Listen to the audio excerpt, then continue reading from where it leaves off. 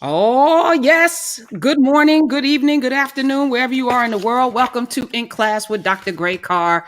I'm your Mm, host, Karen Hunter, and that is Dr. Gray Carr. How you doing, brother? I'm fine, sis. How you doing? It's good to be in class with you. I got caught up as I do most mornings watching some stuff. So I was watching Steve McQueen has something on Amazon Prime called Small Acts. Yeah, It's I heard about it. I haven't watched it yet. How is it? I just started. First episode is short film, and it's 1968, the first one, London, Hmm. and it follows a Jamaican family. And I was like, wherever we are in the world, Black people, we are experiencing some things, the same thing, the same time. What's going on? You got some? What? I'm just thinking about it. Oh, okay. These are the young. These are the people who came from the Caribbean. There's something called the Windrush generation. Is that So I was reading? That's what he's talking about. yeah. So it starts in a Jamaican restaurant that's being opened, but there's a scene where there's like Black people are under siege by police, and there's a scene where the cops are in the car, and there's a rookie cop with a veteran cop, and he says these Black people need to know their place. They have a place. He says these Black people have a place. It's our job to remind them, and when they step out of line, it's our job to put them back in their place. No And if they question. step too far out, and then he paused and he said, I wish these were the old days when we could just get rid of all of them in one fell swoop. Yeah, it was crazy. And I I was mean, sitting there, what's wrong with them? The old days never left. They do it right. every day. But I was thinking about this in terms of the brotherhood, the sisterhood, like wherever we are throughout the diaspora. And there are people. I got a message this morning from someone wondering what time class was, and I was like, it's noon. He said, well, I'm in Sweden. I'm in Sweden. Oh, Yeah, and there are people. Hey, shout out to Renee in Switzerland. There are folks watching this class from all over the diaspora, and they're wow, Black wherever they are. And I think in wow. many ways, my hope is that this class inspires people to find their Doma, their griot, their truth teller, their history keeper, and tell the story of their place and their time. As Steve McQueen is doing in London, through the eyes of Jamaica, through a Jamaican story. I was like, man, we got stories all over the diaspora. And it's the same story. It's the same story of freedom and fight for liberation and fight for equality and fight for self. And as we start the conversation today talking about brotherhood, as we celebrate the Divine Nine and Mm, particularly, the Founders Day for the mm. Alphas, I just wanted to kind of start there. No, let's stay there for a minute. Let's stay there for a minute. You're right. I mean, it's interesting. Jacob Carruthers, one of my domas out of Texas. This brother was one of the most brilliant minds of the 20th century, and he always talked about. We started something in the Association for the Study of Classical African Civilizations called the African World History Project, in responding to a memo that he and a think tank in Chicago created called the Kemetic Institute. And he said, how can we rewrite or write history of African people? This was in the wake of the United Nations World General History of Africa, which their ninth volume is in preparation now. There are 8 volumes so far, and it's a wonderful multi-volume work. And if you go to the United Nations website and type in General History of Africa, that for a time you could download whole PDFs of the entire set, and they have a couple of curriculum that are with it as well. But Carruthers' whole point was in raising the question of an African World History Project, because there is no one history. We know that our experiences are too vast to catalog. So really it's about narrative. How do we narrate and how do we understand our experiences? How do we select out of those experiences? Narratives. And one thing I started calling, we all call him Baba Jedi because his Kemetic name, his Egyptian name, Jedi Shimshu Jehudi, as we talked about in one of the end classes over the summer. The one who speaks is a follower of Jehudi, the scribe, the writer. One of the things he always said was the basis of our world history imagination must be our family histories, meaning our community histories. So as folks are tuning in and dialing in and coming in and subscribing to the channel, make sure y'all subscribe down there. I see those numbers are jumping here, but which is a beautiful thing. Understand that the memories you bring into this constant conversation are the memories that only you bring into the conversation. And as Jacob Carruthers would always say, Jedi Shimshu Jehudi would always say, it is family memory that is the basis of our collective national memory. And it's very interesting. Let me mention one other thing about this brother. I think I mentioned it over summer. I want to do it again because more and more people are coming. Some people may be familiar. See, the narrative of the United States, well, the so-called official narrative, the one in the textbooks, the ones that people like my friend and brother Hassan Jeffries at Ohio State talks about, teaching hard history and reviewing these textbooks and going over them over and over again. This past Monday, I was with faculty and students in the social sciences and a prelude conference to the meeting of Association for the Social Sciences, school teachers, K-12, and I gave a talk, a keynote talk about some of these issues. And they were talking, the one guy, Tim Patterson, who's at Temple, very good brother, who's just written a piece, co-published a piece on reviewing how race and enslavement in particular is narrated in U.S. textbooks. And that's all very important work. It's all very important work because the official narratives, the ones our children get, and this is going to tie to Claudette Colvin in a minute, I think. The official narratives are important to constructing this imaginary concept of American identity, the we, so to speak. Some people say, well, we as Americans, this is not our values. This is not who we are. No, it's absolutely who you are. But trying to imagine something different requires constructing a narrative of memory, selecting out of those experiences things you want to emphasize, and then tying them together with a narrative that explains them. Now, a lot of people, well, I don't want to say a lot of people, some people reject memory. In fact, I just picked up this book, a collaboration of a lot of young people and some not so young people, called Black Futures. It's very interesting. This book talks about not really being linear, talking about how Blackness can't be narrated. It's all our experiences. It's too broad to capture, but you can capture glimpses. It's really a testament and a record of what's going on right now in the last few years as people are thinking about Blackness. And it's fascinating to me, and it's very useful to me. At the same time, there's a tension between celebrating Blackness as this kind of convening of multitudes of individuals, with everybody with their Blackness and everybody with their concept, and you bring it all together, you mix it, you remix it. This is good, this is not good. This was good this morning, not good now. I think this is not good and good at the same time. Okay, all that's beautiful. It's a great celebration of freedom. But as Sonia Sanchez always asks, we always say, yeah, but how do it free us? And how do it free us? In one way, it frees us by allowing us to express ourselves. That's what we see now in popular culture. People just express themselves. It's great. It's beautiful. Do what you want to do.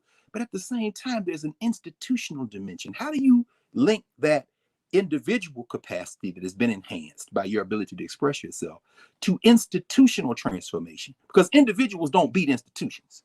And these people still got their foot on that neck. Who are these people? These people are people who do two things. Number one, they have a concept of who they are. Shout out to the dozens of millions who voted for a white nationalist in the last election, because you want to maintain that, and you're willing to die for it, as we see as you run around maskless talking about your rights. But so there's that. But there's also then this kind of unspoken assumption that we, meaning those of us who aren't part of that white nationalist project, either hard white nationalists like those who say we don't care, or soft white nationalists who will say, well, we got to keep chasing them. Shout out to the Democratic Party, who continue to think they can chase these hard white nationalists when everybody knows better. But no, we have to, because we're Americans and we're just going to have to work this out. But they think they can recruit the rest of us into this by, slowly, incrementally dropping in a few more of our experiences into this imaginary narrative. So we'll revise the textbooks a little bit. We won't call you slaves no more. We'll say enslaved. And yes, we'll talk about your agency, the Black women in Monticello, or Sally Hemings. We'll drop some people in here with Black resistance. But here's what we can't. This is the thing we can't do. We can't let their flag fall on the ground. So if we need to make Nat Turner an American hero, hell, if we need to make John Brown an American hero, we'll do it, as long as you keep your hand on that flag. Please keep raising it, because the minute you drop that flag, we got a problem. We're going to talk about Fred Hampton in here in a minute. And the problem isn't Black nationalism. The problem isn't coalition politics between different groups of people. Except the problem is when you do any of those things and do it with a larger vision. A larger vision. Who was it that said, I think it was Du Bois actually who wrote that line, life lit with some larger vision of purpose, one that transcends that flag, that each star and each stripe on there representing settler colonialism. When you let that flag touch the ground, now we got a problem. Now, if y'all turn away from that flag, we got a problem. And so I'm saying like to say that what Baba Jetty would always remind us of, he said, start with the family histories, and what will emerge is we have never bought into that narrative. And the more we know, the more our life is lit by some larger vision of humanity. And that is the genius of a Jacob Carruthers, the genius. And so I'll say one more thing about Carruthers, and then we'll keep going, because this really talks about that Windrush generation. And like you say, as Bob Marley, I think that's where Brother McQueen took that title from. You are the large tree, we are the small axe. That was Bob Marley and the Wailers, Bunny Wailer and them, and all them saying, you might think you're in control empire, but we're the ones who are going to chop you down. And in another song, we're going to run them crazy bald heads out of town. I mean, this is the thrust of Rastafarianism. This is the thrust of the Nyabingi movement, the thrust of the Garvey movement. This is the thrust that we see expressed in the words and the music, in the thrust of ska and reggae. And this is the thrust of Bob Marley, reaching across the ocean, the Haile Selassie, to take the literal name Rastafari and make it the name of the movement. So that idea of the small axe comes out of that. And I'm glad to see Brother McQueen continue to grow, because quite frankly, something like 12 Years a Slave, I mean, in some ways it's trauma porn, but he continues to grow. I heard him in dialogue with Cornel West, talking about Paul Robeson. And it's important. I'm glad to see him continue to learn, continue to grow, because as we learn, we improve. And I'm looking forward to see Small X. Yes, please. I was just going to say, sometimes our entry point, you always talk about an entry point. Maybe he was a Trojan horse. Maybe he knew that Hollywood is obsessed with seeing Black people in chains and in bondage. So he gave them what they wanted, won that Oscar, and gave himself carte blanche to tell the stories he really wanted to see. I'm speaking for myself as well. Sometimes we got to get into a place to change a place. Somebody's got to be. They infiltrate you're going to talk about Fred Hampton? They infiltrate us all the time. It's time for the infiltration.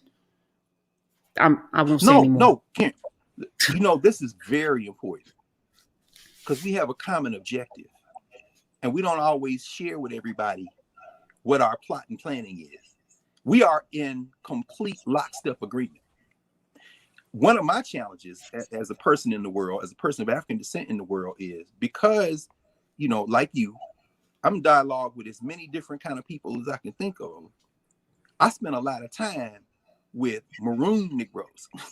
In other words, a genius of the modern era, like the great Haile Gerima, he and his wife Shrikiana, the ones who were on Sankofa. I spent a lot of time with Baba Haile. Haile Gerima could be one of the biggest filmmakers in Hollywood, but he, Larry Clark, Charles Burdett, just as they were transitioning out, Julie Dash and them, they all were in film school out there in California, and they called them the LA Rebellion. He said, we didn't name ourselves. We just wanted to learn these tools. Haile came out of Gundala, Ethiopia.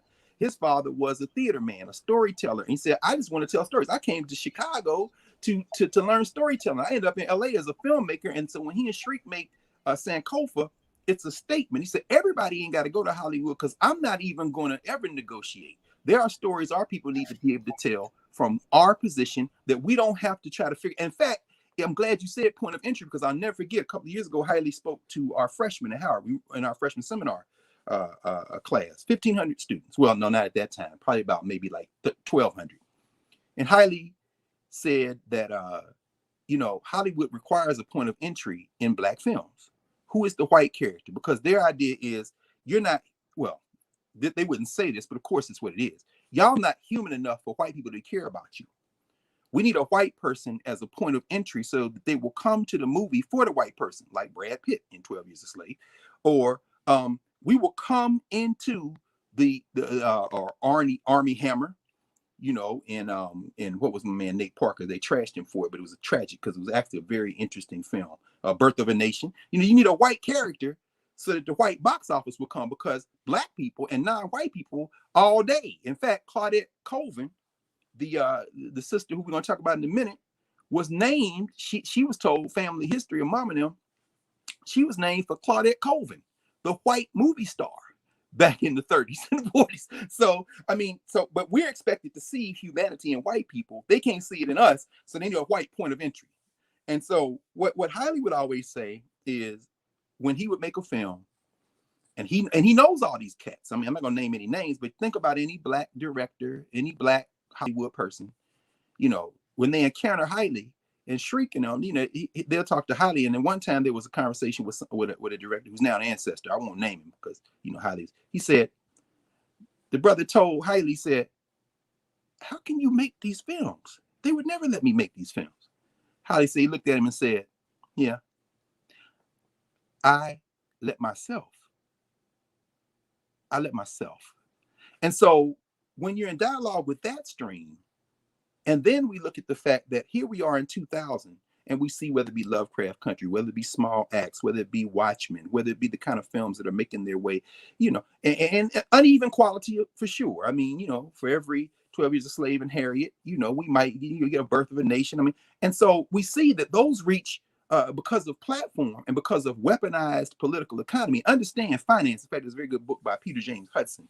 It's called Dark Finance. He talks about the history of, you know, enslavement in the context of who financed it.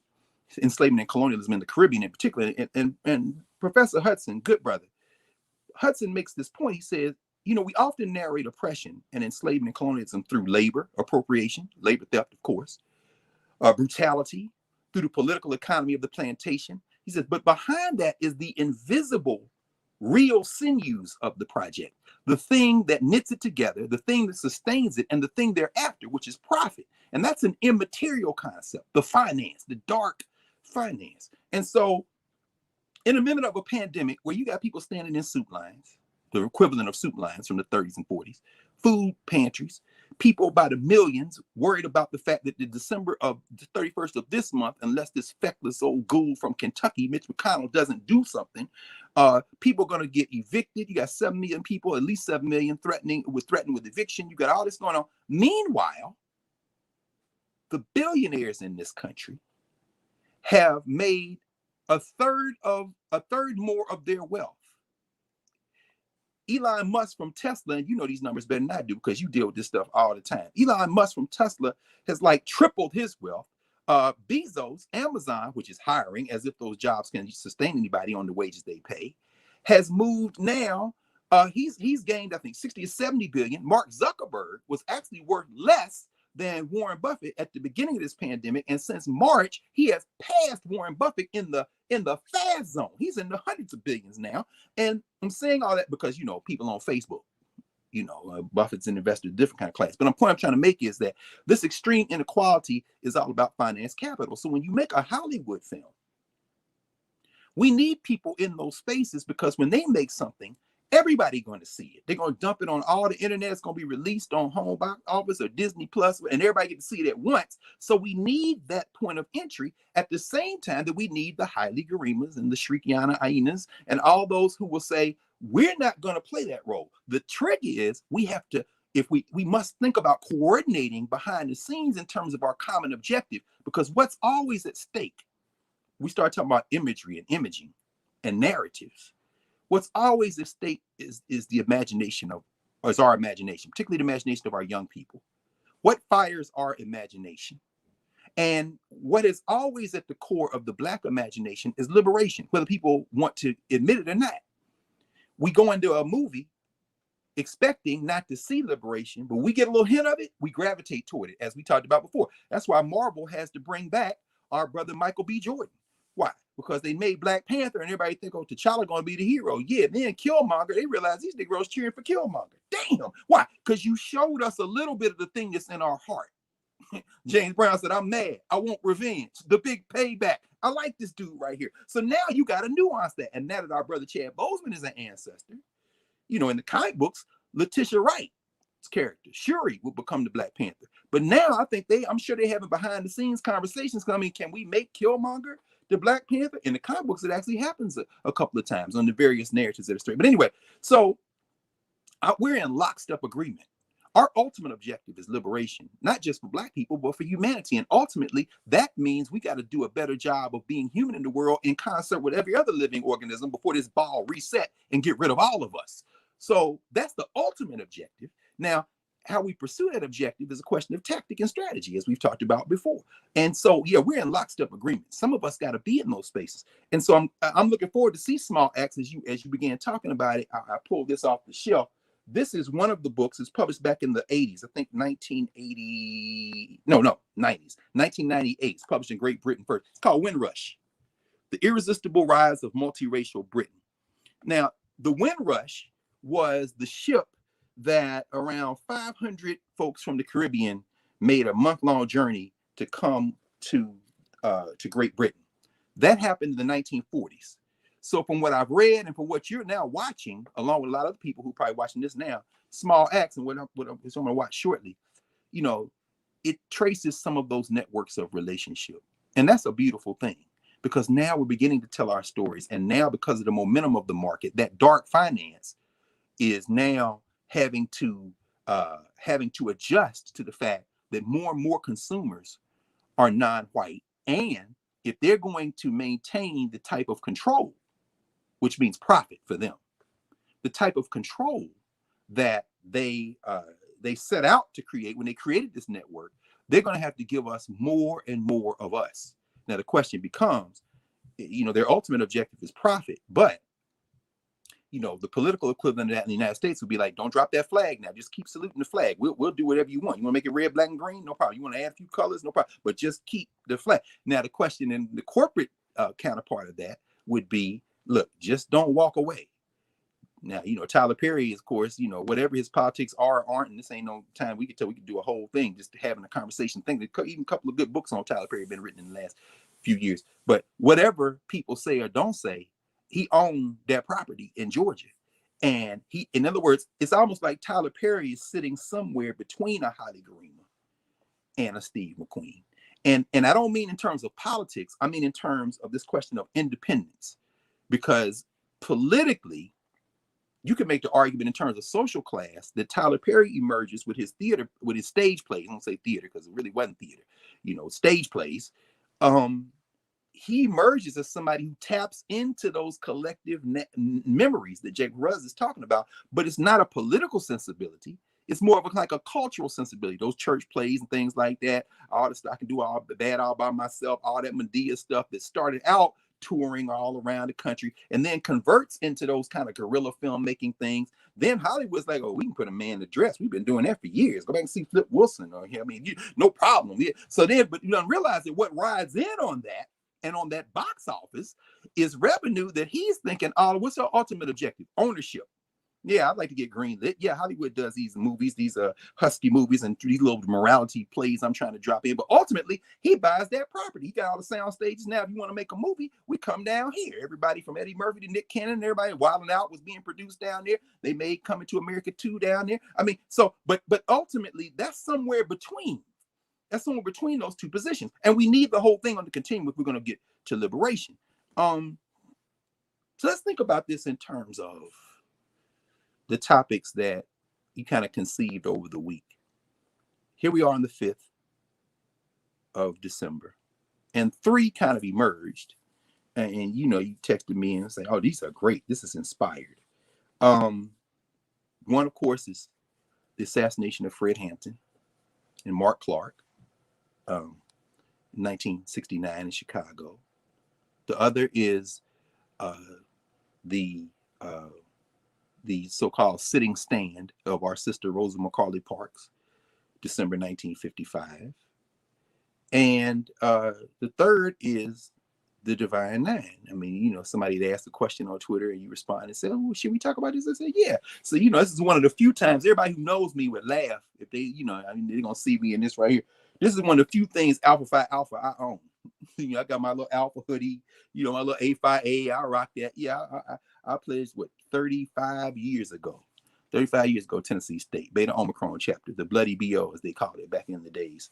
But I guess they still call it that. But the idea of community is the thing that ties all these things together. The Montgomery bus boycott, the Illinois chapter, the Black Panther Party, where Fred Hampton and Mark Clark were assassinated, ties together the so-called Divine Nine, which is the 9 collegiate Greek letter organizations, and there are other Greek letter organizations. The oldest one in this country, of course, isn't Alpha Phi Alpha, founded in 1906 at Cornell University, but is an organization founded 2 years before that by 6 medical doctors, Henry Menton being the kind of mind behind it, in Philadelphia, and that's Sigma Pi Phi.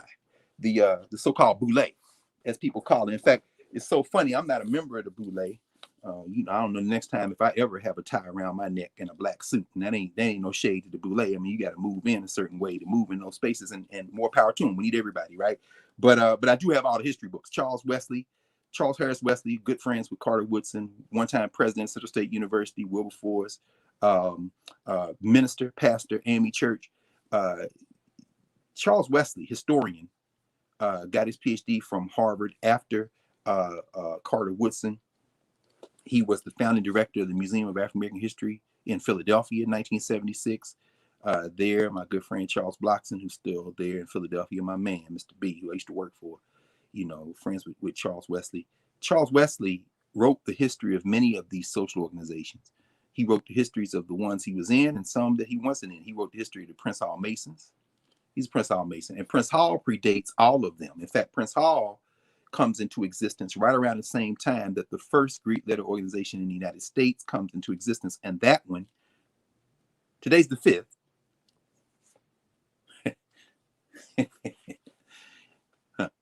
244 years ago today, Phi Beta Kappa was founded as an academic liberal arts fraternity. And it becomes kind of the template or framework for these other kind of collegiate or education-based fraternities and sororities. Phi Beta Kappa, which is a liberal arts entity, academic.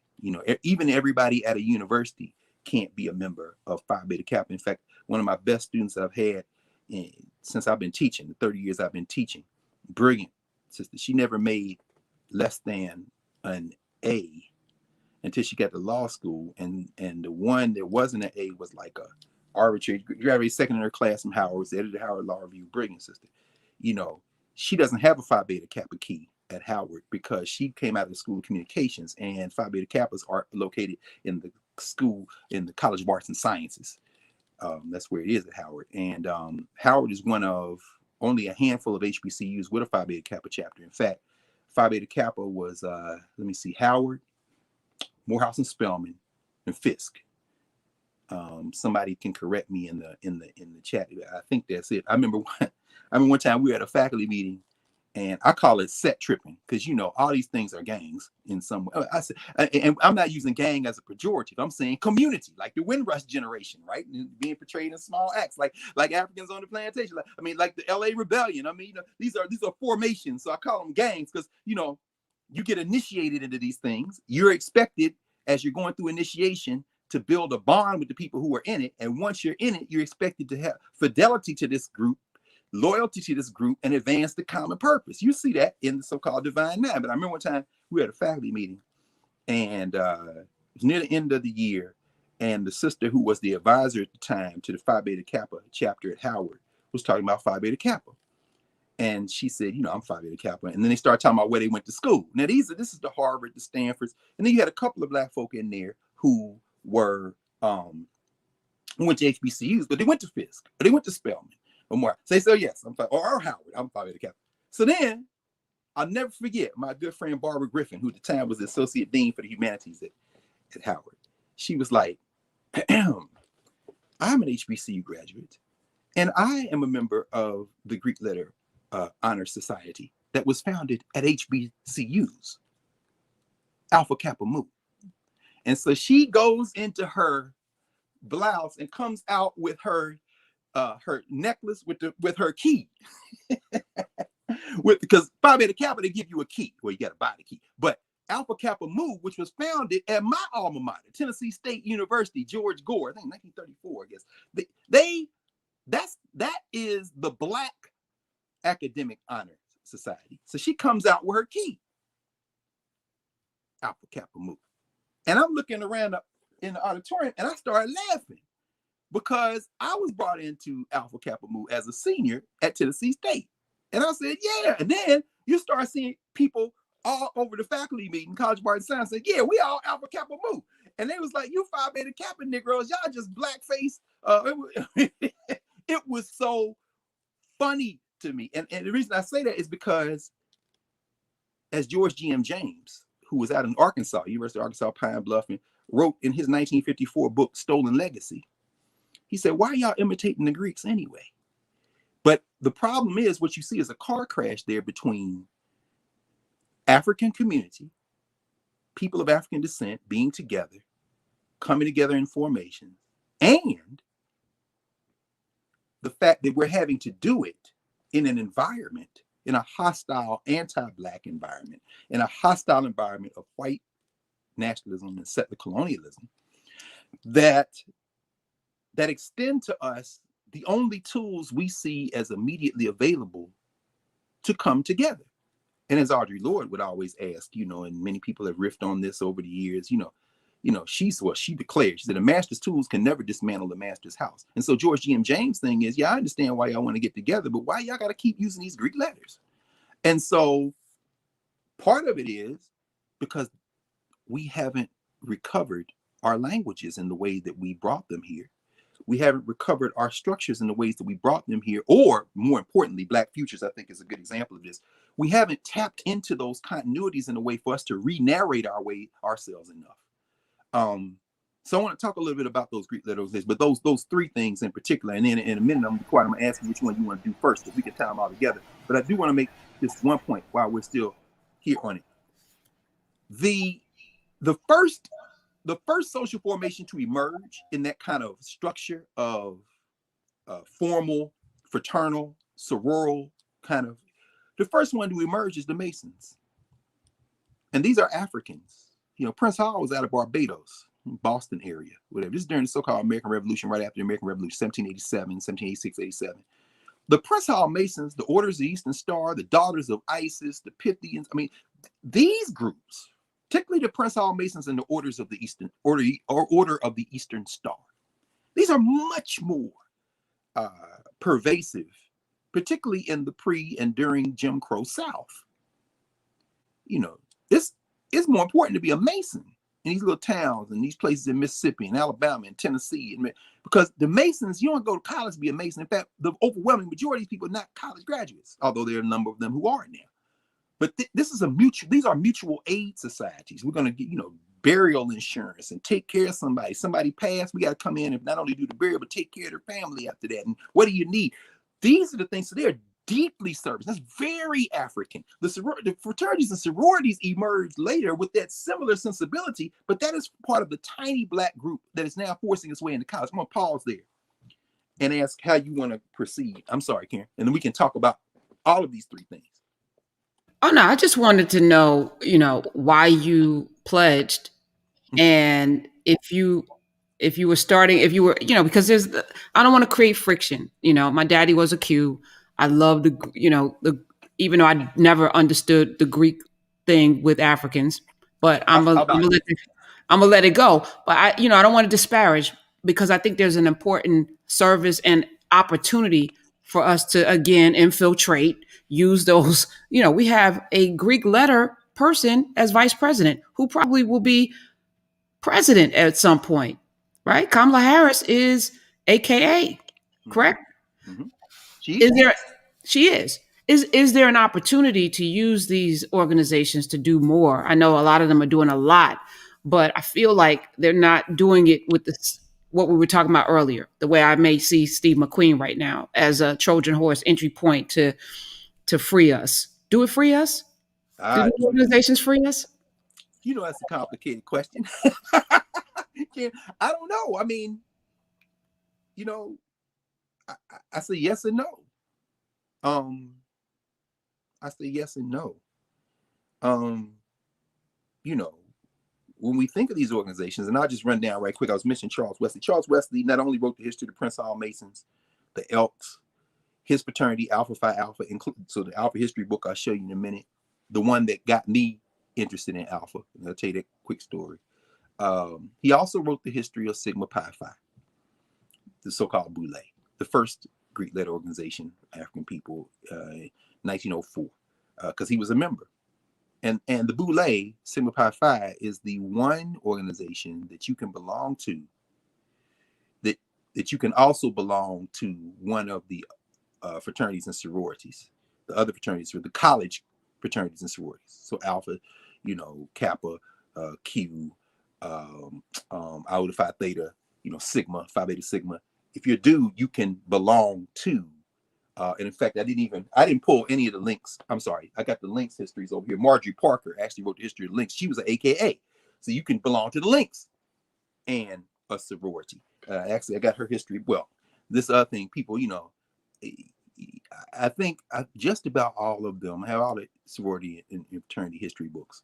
And there have been several iterations for some. Some of them are the official ones, and then they have other ones they do kind of public facing. There have been several Sigma Pi Phi history books. Charles Wesley, Sidney Hobart, got a couple of volumes of that book. And then there's this kind of little bit more public facing book. Actually, Kepler Burns, one half of the Susan Taylor Kepler Burns team, right? He was one of the writers of Sigma Pi Phi Fraternity, a Century. I just pulled one to show Sigma Pi Phi, but these were medical doctors. These were cats who were already accomplished. It's 1904. It's the beginning of the century. And so what you see is, and there are a couple of good books about this. One of my frat brothers, Gregory Parks, has written several books on fraternity and sorority life, including one good book he co-wrote on the subject of where these fraternities and sororities come from. They're all 20th century inventions. The first decade of 20th century, you see Sigma Pi Phi. Alpha Phi Alpha comes next. And it's interesting because there is a book. Let me see if I can reach it, because I was looking for the Fred Hampton book, which I couldn't put my hands on, but I got a couple of others here. But I remember the title, and I'll show it to you. This is a book that Elizabeth Dowling Taylor did a couple of years ago called The Original Black Elite, Daniel Murray and the Story of Forgotten Era. This is Daniel Murray here, Daniel Alexander Palmer Murray, who was here in Washington, D.C. It's a very good book, and I'm also mindful as we continue to walk this journey. Some books I'm mentioning are hard to get, but I'm trying to incorporate more and more books that people can get fairly affordably and fairly easily. And that's going to be particularly important in the second we start talking about Claudette Colvin and Rosa Parks. So again, subsidize these black bookstores. And I'm not saying Kofa. I saw folks now catching on, SO1 and them, they doing stuff. I mean, we want to make sure out there in LA. So that haven't been said. Hakeem's bookstore in Philadelphia. But what happens is Murray's son is one of the founders of Alpha Phi Alpha. Now, why are these fraternities and sororities, these college-based fraternities and sororities, 20th century phenomenon? Duh. Because they are, black people aren't in enough numbers at the white schools, or the black ones for that matter, to build them out yet. The earliest HBCUs, Lincoln and Cheney, predate the Civil War, the 1837 for the Institute of Colored Youth. In fact, one of the best books, and there are a lot of people writing on HBCUs now. And of course, I read all that stuff, and it's very useful. And this isn't to, disparage any of them, but I feel some kind of way about folks who are sitting at HWCUs, writing about HBCUs, and they are full HBCU supporters. And so I don't have any problem with them doing that work. My challenge is that HBCUs continue, historically black colleges and universities continue to do the work, which in many ways pushes back against the time and the investment of resources, and don't have the resources to really just sit around and think through stuff and write stuff. So what you see is a steady stream of scholarship about HBCUs written out of HWCU valences. And that's cool. And I'm going to read it all. But what I'm not going to do is co-sign that is the authority. It would never be the authority in my mind. This is actually a very good book. You want to get a single volume on America's historically black colleges and universities, a narrative history, 1837, which is when Cheney was founded. Cheney wasn't founded as Cheney. Cheney was founded as the Institute for Colored Youth. It was in Philly. It later moves out to rural Southwest Pennsylvania, becomes Cheney University. That's why Cheney says it's the oldest, even though Ashman Institute, 1854, then 55, 56, which eventually becomes Lincoln University, nearby, ironically, to Cheney, is founded. And they say they're the first. Then, of course, there's Wilberforce out there in Ohio in the 1850s who say, well, no, we're in the conversation too. And that's the AME Church. So it's important to understand that, but all of them predate the Civil War. The flood of HBCUs, however, relatively speaking, comes after the Civil War. After Africans have fought to stop enslavement after the country has realized that not only is it not economically profitable, it's politically unwise. They've stopped the South from creating an empire that they wanted to run our way through the bottom of South America. And so then we're going to do this thing now. And some people will call that really the first founding, because the Africans weren't supposed to be in it. And the Native Americans, we're not human. So, we were brought here to work. There were no promises. People say, we need to make the American promise real. I say, I don't want the American promise. Why? The American promise was, get your ass on that boat, get off and work. And when you die, have some babies, because we're going to work them to death too. That's the promise. Now, if you're talking about building a new place, then yeah, we can have a conversation. But stop trying to backmap this narrative into history. You cannot rehabilitate these cats. But anyway, so after the Civil War, you see, here's the fundamental challenge. Oh, I'm sorry. The writer of this, which is another reason I support this book, Africa's Historically Black College University, a fine historian out of Arkansas, Dr. Bobby Lovett. Bobby Lovett, my old professor at Tennessee State. Well, he actually worked he actually went to Arkansas A&M. He's from Memphis. There he is, Bobby Lovett, born in Memphis, Tennessee, went to Booker T. Washington High School. That's another Claudette Colvin tie in a minute. We'll connect that in a second. But as Dr. Lovett talks about, because he's an HBCU professor, history professor. He was a dean of the College of Arts and Sciences at Tennessee State as well. He's writing about Black colleges as a scholar who's writing from the inside at tremendous sacrifice. It took him really till he was retired till he could go do this work. So again, no shade to the people who sit up and get grants and have exorbitant salaries and write about Black colleges from lofty perches of HBCUs. Now, a little bit of shade to those who would then say, we need to quote that stuff first. No, I don't quote it first. Never. You tell your own story. That's a Jacob Carruthers line. You tell your own damn story. So at any rate, by the time you get to the last quarter of the 19th century, you've got Black people coming in critical mass. Small numbers, but enough to have a little bit of a critical mass at these newly formed institutions. Fisk, 1866, Rusk College, 1866, Howard, 1867, the national HBCU, so to speak, because it's in Washington, D.C. It ultimately receives a federal charter. And the idea is that it can never discriminate against race, because there's a 14th Amendment that says you can't discriminate against race. And this is in part, it's kind of a neither fish nor fowl, a public-private, federal-private kind of entity. And so it's kind of like the, in some ways, Howard is to Black America the way Notre Dame may be to the Catholics, and so it's not a regional institution. In fact, there are a couple of there are several history books of Howard, none in the last generation, but the first one is a little first 50 years book by Dwight Oliver Wendell Holmes. The second is a book that was published in 1940 at the 75th anniversary called Howard University: The Capstone of Negro Education, and the third is a book published by Rayford Logan and a committee of Howard folks in 1967 at the 100th anniversary called Howard University: The First 100 Years. The reason I mention them is the second of the three books, Howard University: The Capstone of Negro Education by Walter Dyson. Dyson says near the end of the book, Walter L. Dyson, professor at Howard University, he says, my thinking about this is Howard University should be the place that Black college students who go to the HBCUs, this is before Jim Crow is over, so who are going to the schools in their states, in their regions, where the tuition is much cheaper, they can get a solid undergraduate education. Howard is the place you come after you've gotten that first degree. And Howard should be a professional and graduate school. So this is where the doctors will come from. This is where the lawyers will come from. This is where the masters and PhD Black people will come from in a Jim Crow system. It's very interesting. Hence the nickname, although that isn't the only source of the nickname, but hence the concept, the capstone of Negro education. This is where you should go. So we shouldn't really be in the business of undergraduate education. Now you fast forward from 1940 to 1967, and you see Rayford Logan and his crew in Howard University the first 100 years kind of saying, well, we're increasingly doing undergraduate education, but we must achieve a dual aim. And he's tapping into this resolution that's passed by the Board of Trustees on the mission statement of Howard University. And they're saying, we must not discriminate against anyone by race. And at the same time, we must. So that's one of our objectives. We got to have an open university. Anybody, any background, race, creed, color, come here.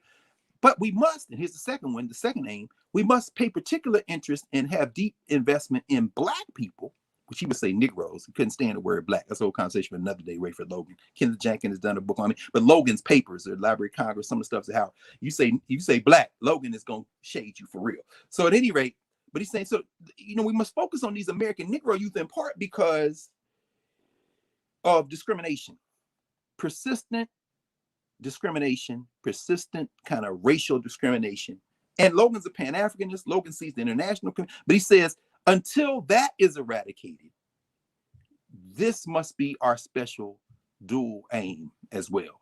The second of the dual aims. One is the open university model for everybody. The second is the special emphasis on Black people because we got to face discrimination. And ironically, that's where the tension is. Because anytime you keep defining yourself against, as a group that's being oppressed, oppression becomes a central element, common oppression of your identity. So what happens when the oppression goes away?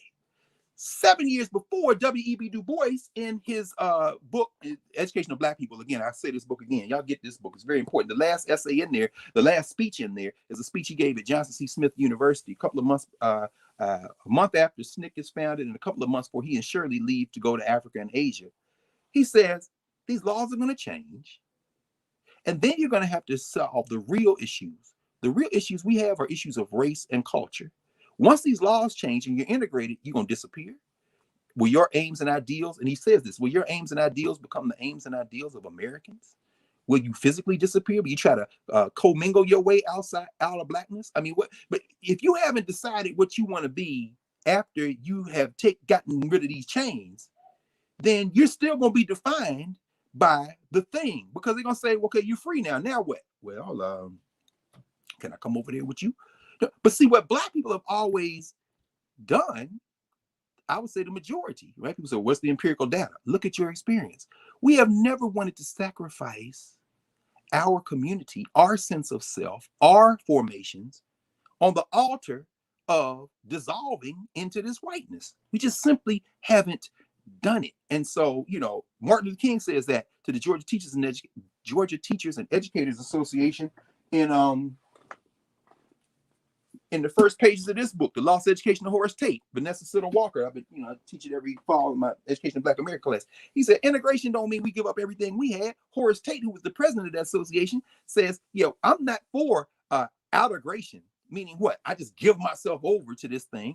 Now, integration, if that means we get the same resources, we get the same stuff, we can do whatever we want, including if we go to school with y'all, we don't go to school with y'all, we got partnership, that's all good. But I'm not going to sacrifice my whole life force to advance your white project. And King says that as well. Du Bois is saying that as well. Rayford Logan is saying the dual aims of Howard University is going to be, make sure everybody can go to school. Okay, that's great. That's a very broad and noble concept. And then we're going to focus on Black people because Black people, need it. Okay, that's good. But what about the positive assertion of what it means to be an African person in the world? Where's the space for that as a formal conversation? And then this all ties fraternities and sororities in this way. Oh, I should mention parenthetically that right at the moment when that conversation is being held, the late 60s, the Black students are taking over buildings. They take over the buildings at Howard. They take over the buildings with other people at San Francisco State. They do all this work. And what do you see happen? They say we need Black studies. We need the HBCUs to be a Black university. We shouldn't be conforming. And they're going to try to solve Du Bois's question from the student perspective. Say, well, I haven't read everything yet. I haven't studied everything yet, but I'm trying and I'm moving. And I know one thing: I don't want to be a black-faced version of white people. And so that, in many ways, is number one, still the tension at the heart of the Black studies concept. Still the tension. It's not about anti-racism. In many ways, the anti-racist movement. You see that in the roots of a place like Howard University. They're producing people to fight Jim Crow before. And the second thing that you see this tension at is the history of the HBCUs, which haven't yet resolved the question of what they will be culturally, what they will be in terms of something distinct, except just a place to pump people into the job market and somehow kick the can down the road as to the questions of race and culture that Du Bois mentioned. The fraternities and sororities have two strains. The first strain they have is these are Black people, which means, especially during and after World War II, at the HBCUs in particular. These are Black people who come out of Black community formations, whether they be trapped behind the walls of Jim Crow, or whether, or for whatever reasons, they're in Black community formations.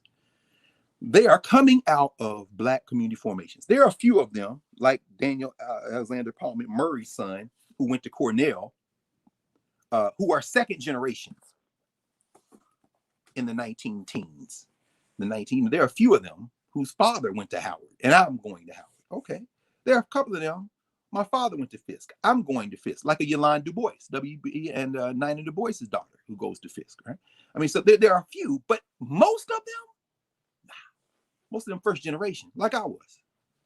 You know, first generation in a family go to school, which is no celebration. It's just a testament to the fact we didn't have the institutions. Because I'm the first in my family to go to college. Okay, that's a source of community pride, but it's also a source of critique of the structure you're in.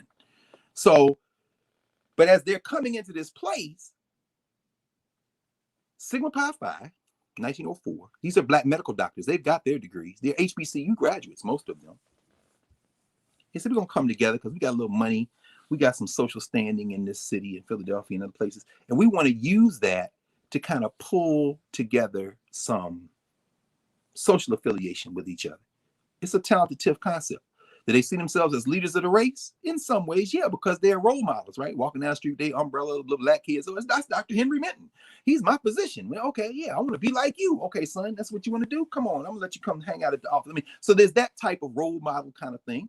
But they want something a little more. They want affiliation, in part to protect themselves against this hostile anti-Black environment they're in. Philadelphia ain't no, nirvana, ain't no heaven. And they also want to provide some pathways to some more Black people, because what's being developed with the concept of the HBCU in particular is the idea of a Black leadership class. A Black leadership class. So very quickly, I'll do this. This is not going to take much long at all. The history of the Divine Nine as it relates to what we're talking about. Most of the 9 collegiate sororities and fraternities are founded at HBCUs. Almost all of them, all but one of the ones who are at HBCUs, the latest one, Omega Psi Theta, was founded at Morgan State University in 1963. So that was an HBCU founded fraternity, the last of the Divine Nine in terms of time. A service, they all got service in their name. They all doing this type of thing.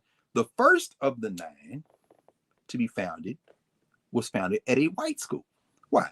Because Murray's son and these other brothers who were up there at Cornell University, which is, got a tiny number of Blacks, they're saying, in 1906, we want to have a closer association. We want to have a closer affiliation with each other. We need to get together because we got to hunker down and be together on this thing.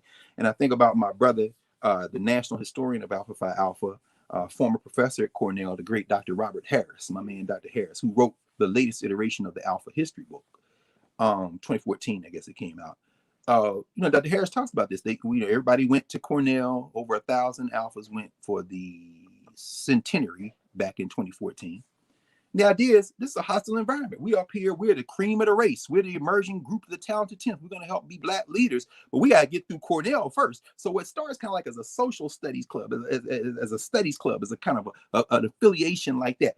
And then they formalize it. Because see, the white fraternities and sororities, which is the environment they're operating in, they've already got their houses, they're powerful alumni. And the most important thing about sororities and fraternities is the alumni. It isn't the undergraduates. It's after you've generated decades of alumni, you're supposed to have a network. So you're supposed to come in and flash a sign or have your colors on and somebody say, oh, I played so-and-so, and you're supposed to get the internship. Why? That's how the white boys do it. I mean, because the idea is we're trying to build a network from nothing.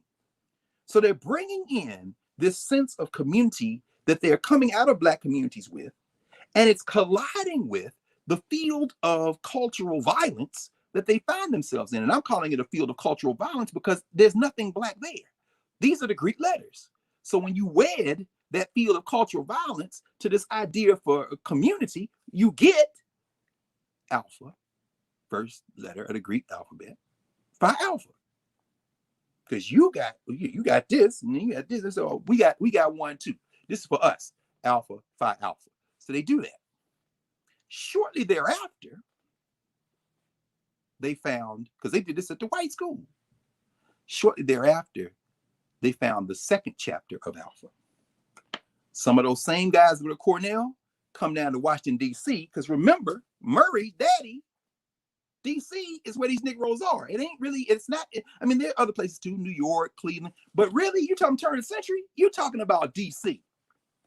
D.C. is the place that attracts a lot of these people who eventually merge as the Black bourgeoisie in terms of this access to or proximity to power. Remember Fred Douglass, D.C. He comes to D.C. He's a recorder of deeds. His house still out there, Cedar Hill. I mean, you know, you got these people, you know, the Terrells end up there. Robert Church, Mary Church Terrell. I mean, ultimately, D.C. is where people are going. The senators, all those Black people, all those Black brothers, those brothers that get elected during Reconstruction. The two Black senators out of Mississippi, rebels, right? I mean, Hiram K. Revels and Blanche Kelso Bruce. They live over here at DuPont Circle. Bruce House still there. I mean, so D.C. is where it's coming. Paul Robeson's wife's grandfather, Cardozo, fleeing South Carolina, Reconstruction politician, ends up in D.C. and Francis Cardozo becomes the kind of the head of the colored schools in D.C.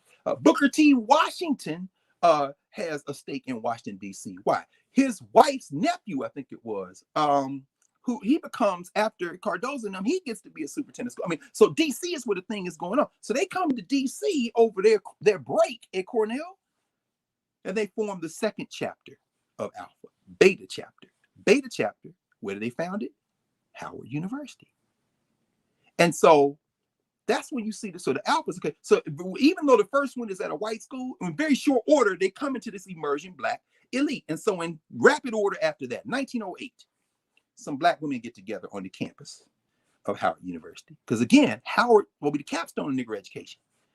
And of the HBCUs, Fisk, liberal arts, Atlanta University, liberal arts, Morehouse and Spelman emerging out of that kind of religious instruction piece to be liberal arts. I mean, then you got the battle with the Tuskegees and the Hamptons who are saying, yes, no, we got to train in values and we got to really grapple around this issue of learning to work and how to instill discipline. And the irony is, Walter Dyson, in his History of Howard University, says for the first 40 years of his existence, really up until the period we're talking about right now, to the first decade of the 20th century, Walter Dyson asserts in his history book of Howard, written in 1940, Howard University, the capstone of Negro education, Howard wasn't really a university, wasn't really a college, even though it had a law school and had a divinity school and had a medical school, all that kind of thing. He said, it really wasn't. The first 40 years, it's really focusing on values. Because remember, General Howard, now these guys Christians, right? Congregationalist church. And what they're saying is the Negroes in this country need a leadership class that is deep in morals. This is where my friend Valethia Watkins Beatty and I always talk, you know, people are writing about this period, the cult of true womanhood and this Victorian era idea of morals and standards. And these are the Negroes who are going to look at the rest of these Black people. We're going to get to this in a minute with this question of Claudette Colvin and say, yeah, you're not really cultured like I am. Now, Du Bois, ironically, we're going to ask Black people, you know, what kind of culture you all going to have? What kind of culture we going to have? Du Bois, bruh, you came out of Great Barrington, Massachusetts. You wear that German goatee and mustache. You went and got another PhD almost at the University of Berlin. You went to Fisk undergrad because they told you couldn't go to Harvard. You went to Harvard, got a PhD, and you love the hell out of Black people, but you can't stand the blues. So I mean, there's this schizophrenia and tension even among this leadership class, right? So when they come together on the campus of Howard, these sisters, they say, you know, we got to stress education. We got to stress, you know, we want to have a closer association. And these are Black women. So they got to deal with the gender piece as well, because this cult of true womanhood is almost a gilded cage in some ways for Black women, particularly if you're going to mock or imitate these white people, because we all know how patriarchy works. At the center of patriarchy is white patriarchy. And at the center of white patriarchy is women. Y'all ain't got no role. You'll be housewives. Learn how the correct thing to do, to say, to wear. Go read Charlotte Hawkins Brown and some of this other stuff. I mean, you know, we're going to be like them. Meanwhile, Black women have worked every day of their life for 100,000 years, including the last 500, which is the only reason that y'all were brought here to work. So, I mean, ain't no idea like you've been sitting somewhere sipping tea in a parlor, but now these handful of Black people coming into these Black colleges trying to say, oh, can we develop a leadership class for the race in the middle of a raging debate among white people about how should we help get these Negroes trained to go manage the rest of these millions who ain't going nowhere now and are having babies. Now they're convening around these handful of black colleges, and Howard University, the national HBCU, so to speak, is there. And they saying liberal arts, they're saying this kind of thing. They're emerging out of the values-based curriculum stuff. There are a handful of black faculty being trained, and now who are coming to work at Howard. It's very important. Now, these sisters come together and say, we're going to come up with our own group. And in 1908, they formed their own Alpha Kappa Alpha, the first black Greek letter sorority, collegiate, right? Or otherwise, because there was no female version of Sigma Pi Phi. Unlike the Prince Hall Masons and the Order Eastern Star, there's no relationship there. You know, if you are a member of fraternity to sorority, your spouse or your significant other can be affiliated, but not as a member, right? So they do their thing. Almost immediately, there are tensions that began to emerge. Why? Some of the people who have founded said, this is cool. We all together, but we all black here anyway. So what we gonna do? You know, we're expected to be leaders in the black community, right? And here's the interesting thing. People think people go to college supposed to be leaders. Like they think rappers and ball players supposed to be leaders. It's a warped sense because we ain't got no developed narrative of how leadership should emerge. So we're kind of feeling our way in the dark, but the assumption is you went to college, you're supposed to do something. Why? Because you represent us and I'm out here, you see this lynchings and all this shit going on. So you see that going on. So what happens is 1908, almost from the beginning, you got some tensions among the founders, right? And Lyle Hedgerman, which is interesting. That's a whole nother conversation because one of these days we're gonna get to our sister Anna Arnold Hedgerman. But Lucy Diggs Slow, who ends up at Howard, a founder of Alpha Kappa Alpha, first black women professional tennis champion, the first dean of women at Howard, very important, immersed in service. So they're gonna get it now. So this conversation since 1908 is bubbling among the women who have founded AKA. As they like to say, my soror is AKA a serious matter. So yes, and you're right. That's Kamala Harris's organization, right? And I should say this parenthetically: a Howard chapter, member of a great letter organization, particularly one that was founded at Howard. It's a different thing. You know, I'm a member of Alpha Alpha Beta Omicron. Howard is Beta chapter, the second chapter. You know, AKA's at Grambling. Like my dear friend and sister Dana Williams, dean of the graduate school at Howard, she at AKA, she pledged at Grambling, another state HBCU. She not Alpha chapter. Them Alpha chapter AKs, and those Alpha chapter AKs who I know who don't like that idea that they somehow set apart because they're the Alpha chapter, they get smoke inside the chapter. Oh man, it's all mess. Anyway, let me keep going very quickly. 1911, 3 years later, the first black fraternity founded at an HBCU comes into existence. They call it that Coleman love. That group, founded on the principles of manhood, scholarship, and uplift, the Sons of Blood and Thunder, as they were known. That's your daddy fraternity, Omega Psi Phi. So you can see within this small black elite, you're beginning to see distinctions as this black elite trying to work out what they're going to say and represent themselves at. So you got Alpha Phi Alpha, right? Scholarship, that's at the beginning. Manly deeds, scholarship, love for all mankind. Here come the Q's with manhood. Yeah. Scholarship too, no question.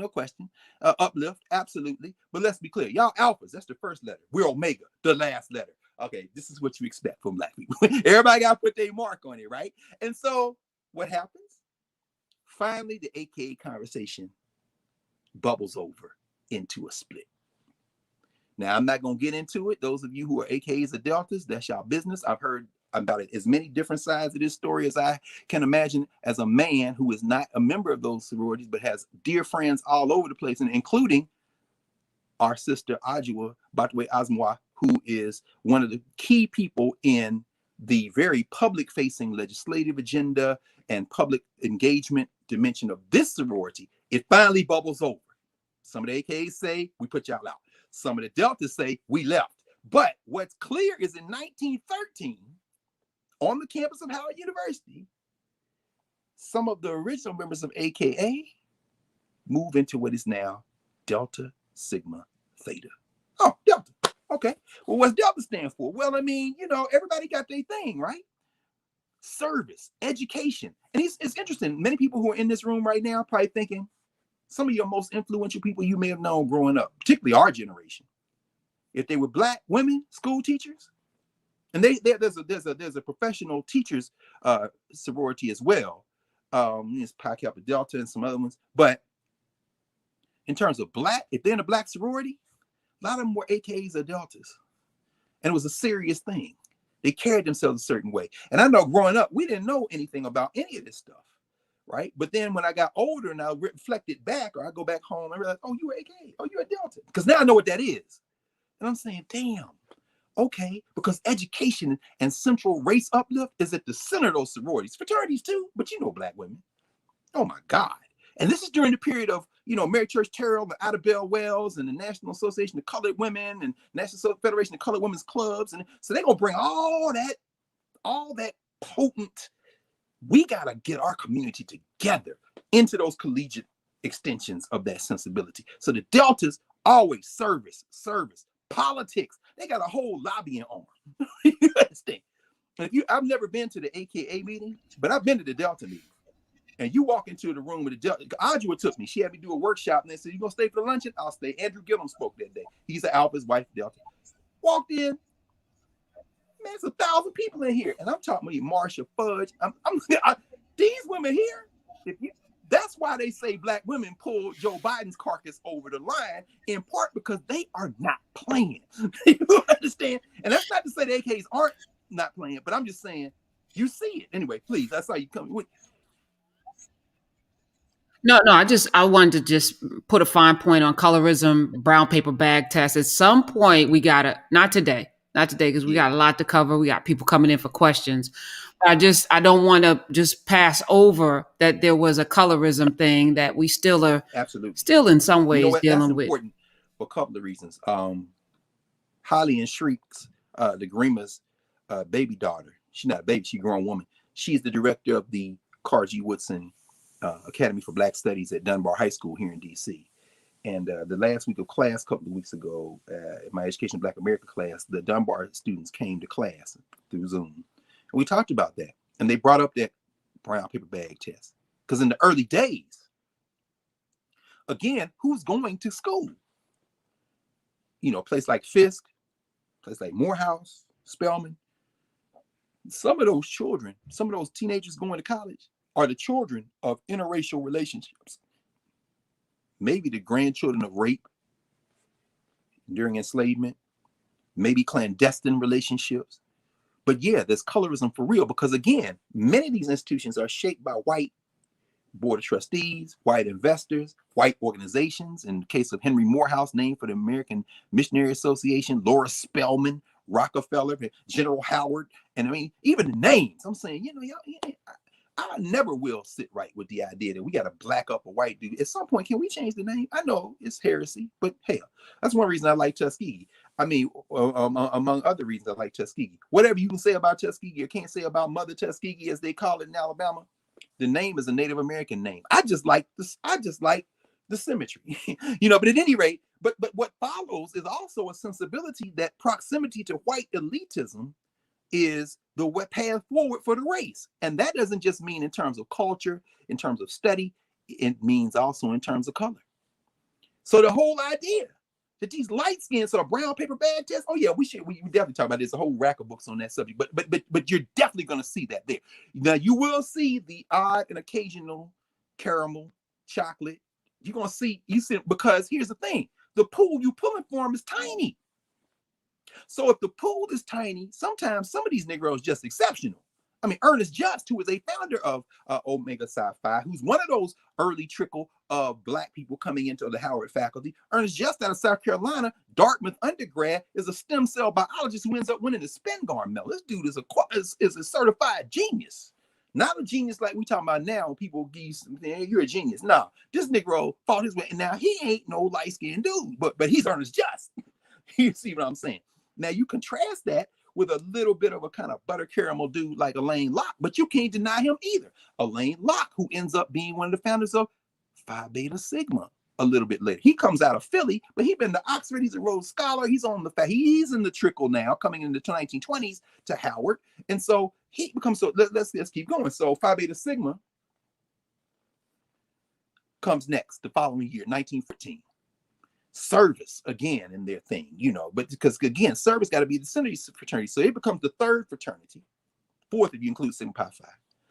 And Phi Beta Sigma is very interesting because everybody ultimately develops their own sensibilities, right? And these are the stereotypes that pervade they change over the years, sometimes adjust, but the kind of founding ones kind of remain. Phi Beta Sigma is almost seen in some ways, I think, and I know a lot of very good Sigmas from the time I was an undergrad. In fact, that's how I got to go into Alpha, but I'll come to that in a second. My man Carr, who always wanted to be a Sigma because his uncle, who was on the art faculty at Tennessee State, was a Sigma. Keith Pitts, one of my big brothers at Tennessee State in theater department. I mean, these guys are Sigmas, right? So I thought I wanted to be a Sigma because, you know, the ones I first met when I was in the marching band at Tennessee State the summer before school started, they wanted to be Sigma. So maybe I want to be a Sigma because I don't know the difference between any of them. Understand? But the Sigmas, you know, bigger, I think, in the South, although all over the country. But, you know, the other thing they do is these fraternities and sororities, as they come into existence, they go back to get famous Black people who went to school before there were fraternities and sororities Black and recruit them in as honorary members. So Dr. Du Bois, for example, goes to give a talk at the University of Michigan. I was reminded of this the other day by somebody who sent me the article. I'm like, damn, I never saw this newspaper clipping. Thank you. This is a great bit of alchemy to see this. He gives a talk. Afterwards, the Alphas entertain him at their spot and they invite him and he joins as an honorary member. The following year, he in New York, he all up in the mix. Now, Du Bois is like, yeah, we're going to have a graduate chapter here in New York City. So Du Bois is an Alpha. The Alphas, my man Jacob Carruthers, who was an Alpha. Jacob Carruthers, you say, when he plays down at Houston Tillotson, and he's from Houston, people from Houston, Marshall, Texas. He said, when I was an undergrad, the Omegas used to clown us. They had made a song up to the Battle Hymn of the Republic where they had lyrics that were making fun of the Alphas. And they had a song, they said, the Alphas, they were desperate. They were running short of men. So they dug up Frederick Douglass and they made him live again. This is what the Alphas did. They went back and claimed Frederick Douglass is dead. You know what I'm saying? They gonna claim Fred Douglass. Well, what did the Sigmas do? The question of service, uplift, get the race together.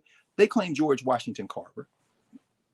When I was an undergrad, the stereotype was the Sigmas were the country, the Bama Negroes. George Washington Carver, one of the most important minds produced in America of any time. You know, but the idea is, the stereotype is he's kind of farmer. And one of the biggest fights I ever saw in my life was at a Tennessee State football game. We were at Vanderbilt Stadium and the Kappas were sitting above the Sigmas and they started a fight by starting a whole song. You just heard all these Kappas at once, maybe 40, 50 Kappas. Green Acres is the place to be. And they singing down to the Sigmas. Sigmas look back around. Next thing you know, you just see this cascade of fists and arms and legs as people. Anyway, so again, the American Negro, boy. But that's a different generation than what we're talking about. I'm going to close this up in a second. So Phi Beta Sigma, 1914. Okay, now you got a little bit of a lull because what comes after them 6 years later? Their sister organization. To this day, even though there's closeness allegedly between AKA and Alpha, between what do you call it? Coleman love, between the Qs and the Deltas, the only formally related Black fraternity and sorority, this one as well, founded at Howard, Zeta Phi Beta. Same colors, same concepts. The Zetas and the Sigmas are literally brother and sister organization and part of their structure. So the Zetas are very, although everybody's there now, the Zetas take very great pride in saying that they were the first of the group to establish a chapter in Africa.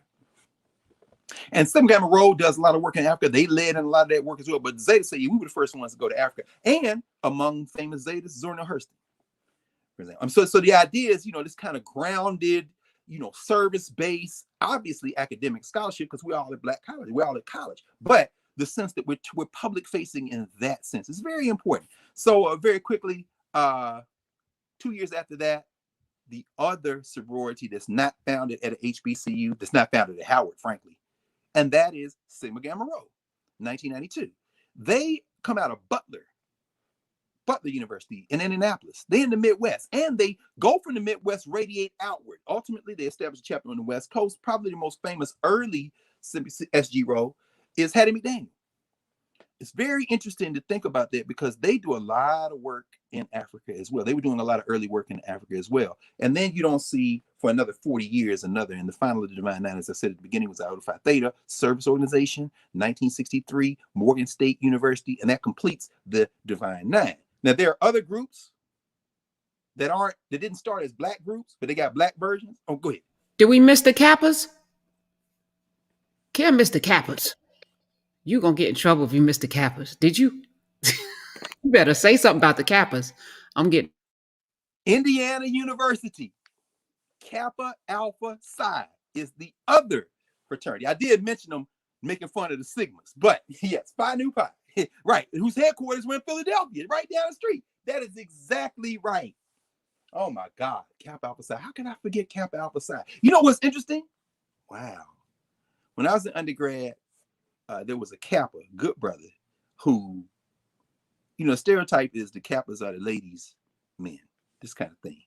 But Kappa Alpha Psi, same thing. Indiana University, founded on principles of service, founded on principles of scholarship, and like the Alphas, close association. And they too are in the Midwest. Same state, in fact, Indiana University, Bloomington. And so there's this sense, at least with the Kappas and the Alphas, of we're circling the wagons, coming together. That's exactly right. Wow. I'm trying to remember, was it 22? Somebody might have to look that up. Wow, 1920. It was 22. Was it 22? I'm trying to remember because I'm looking at their seal, and I can't pull their history book now. I'm sure that's one of the ones that's in storage. But coming together, right? No, I definitely had to say that. And it's so funny when you see Kappas and Qs interact because I think there is a closer kind of sensibility, and I've probably seen more Kappa Q fights than I have anybody else. 1911, January 5th, 1911. 1911. Omega Psi Phi. Yes. That's probably part of it. See, 19, what was I thinking? I doubled the number. 1911. Yes. And it's interesting because now, of course, I should mention this. So all these organizations, with the exception of Alpha Phi Theta, are founded pre-Jim Crow, pre-World War II, by a good measure. And they are deeply involved in kind of racial uplift stuff and their internal battles as well. The Boule, for example, Percy Lamont Julian comes to the Boule meeting in like the 50s. And he's like, look, we supposed to be because see, anybody who's in Kappa or Q or Alpha, or about that, you can be in the Boule too. Because the Boules, see, the thing about the Boule is they call you don't call them, you can't really apply to the Boule. Except somebody invited you to apply, invited you to come in. So, David Dinkins, Alpha Phi Alpha, Boule. Jesse Louis Jackson, Omega Psi Phi, Boule. And so forth and so on, Yeah, so you have, Jeremiah Wright, Omega Psi Phi. It's my brother. You know what I'm saying? So, I mean, but Boule, you could be a member of, because what they want to say is we are the highest group of Black achievers in the country. We are the ones who, if you're going to be affiliated with somebody, you want to be affiliated with us. Okay. Huh. But what you still see is this tension. So what I say, during and after World War II, come more Black people going to college. Black colleges. Now, these them rough and tumble Negroes. See, because you would think, okay, they wasn't really into step in and all this. Not at the beginning. See, that began, I think, in my theory is, as the base of recruits widens, as more and more Black people are going to these Black colleges, you start getting some of these rough edge Negroes. There's still going to be some paper bag business involved, particularly at a place like Howard. But, well, I shouldn't even say that, because it would be at Tennessee State and Grambling them as well, because they'll tell you about that stuff. Some of that stuff continues to persist, as you say. But there are more people now, and so you see some of that cultural thrust begin to emerge. It's the severe days of pledging. Right, some of this crazy stuff. You're really seeing that in the 50s and 60s. Dr. Nate Norman, my dissertation committee leader and at one time chair of African Studies Department at Temple University, who's now at Morehouse. He tried to retire, but then he went out there and started helping them with the writing program. Now he's working more than he's doing in Philly. But Pop pledged Alpha at Ball State. Them Negroes pledged the whole year. This was I call it the light period. Don't call it the dark period. Don't do that. Don't do that to Black people. It's the light period. the brutality. I mean, the kind of things they talk about. We pledged the whole year. Your daddy, a Q? Where did he cross? Where did he go? Where did he pledge? So my father pledged grad. He went to Allen, didn't he? Oh, yes, Pledged he went to grad Allen. That's chapter. right. Yeah, and they They pledged. They pledged in my house. So what? I remember a lot of things that I cannot talk about, but it was Cannot repeat. I will not repeat, other than Invictus and Rudyard Kipling, which my mother and I had to help him memorize. But You're kidding. no, to this I day. know. Yeah, but yeah, he pledged a grad chapter, and most of his brothers were lawyers and businessmen, and Oh yeah, yeah, because that's the network. I think Invictus is one of the threads that weaves through all of them. For some reason, that Kipling, oh my God, out of the night that covers me, black as the pit from pole to pole. Say it with me. I know No. y'all had to help. Oh my God, that is that's one of them things that when we were in the hole, so to speak.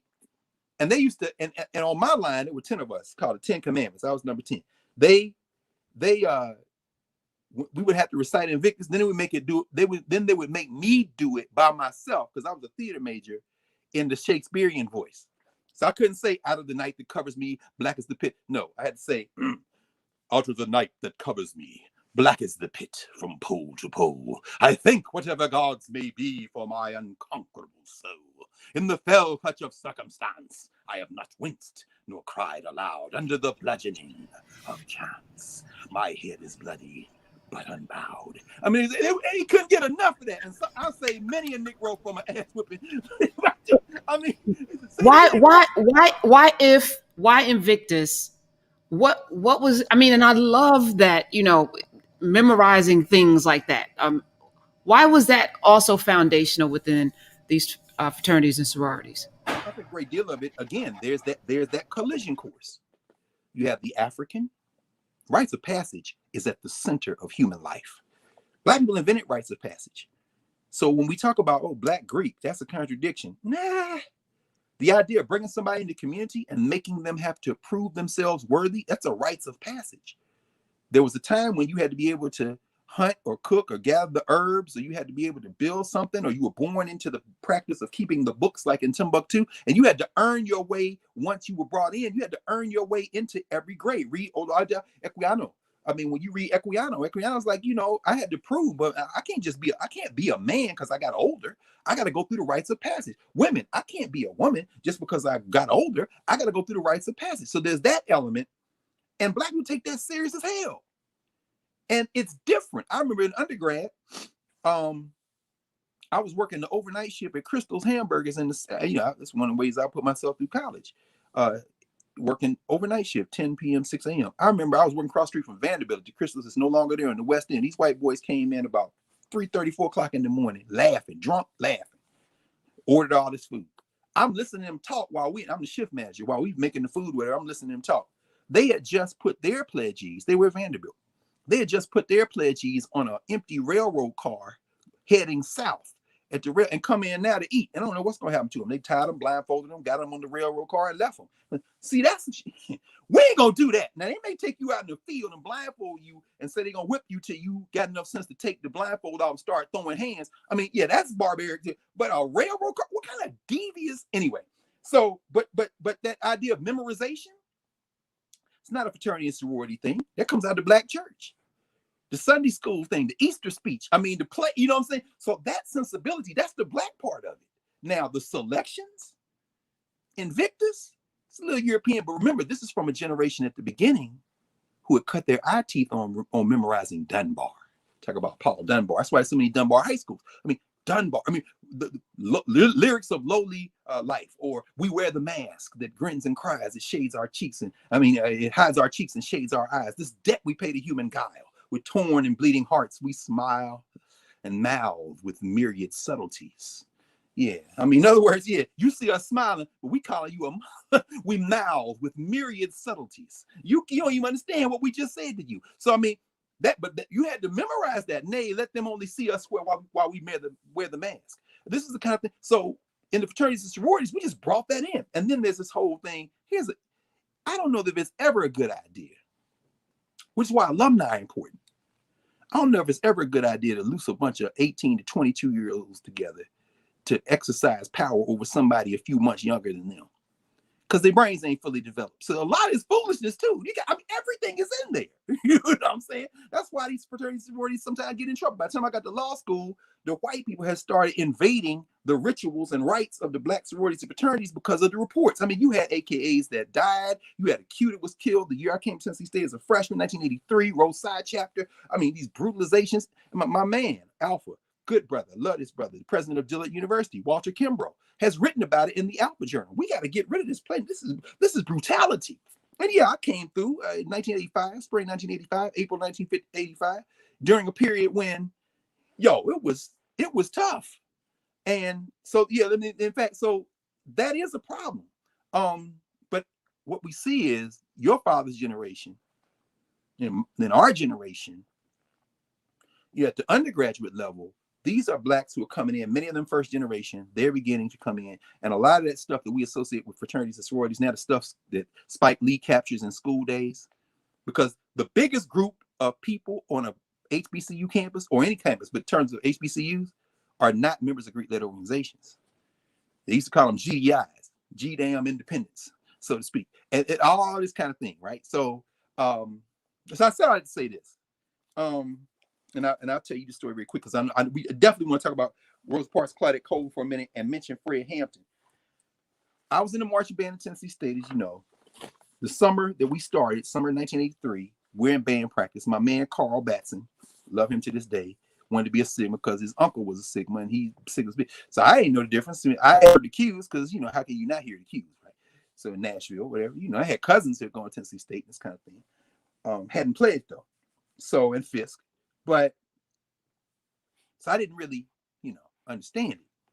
So one day during a break in band practice, we all went to the Tennessee State Library, to the special collections, second floor of the library, Brown Daniel Library. Why? Because Carl wanted to look at the Sigma history book. He gonna get a jump on it. And they keep the history books in special collections because, once you start pledging, they want you to get a history book and you got to get it by hook or by crook. And Negroes just take the books out of the library. So they keep the sorority fraternity books behind the counter. So the sister gives him the Sigma book. So I'm standing there with a couple other brothers. We looking. He's flipping through. So then I asked the question that somebody who don't know nothing about none of them asked. I said, okay. So there's more than one. Yeah, they're the rest of them. So what's the difference? Well, different purposes, different, rituals, colors, different. Okay, depending on what you want to do. Okay. I said, well, y'all all crowd around this book. So I see this book. Now I know enough to know Alpha is the first letter of the Greek alphabet. And I say, well, let me see that book.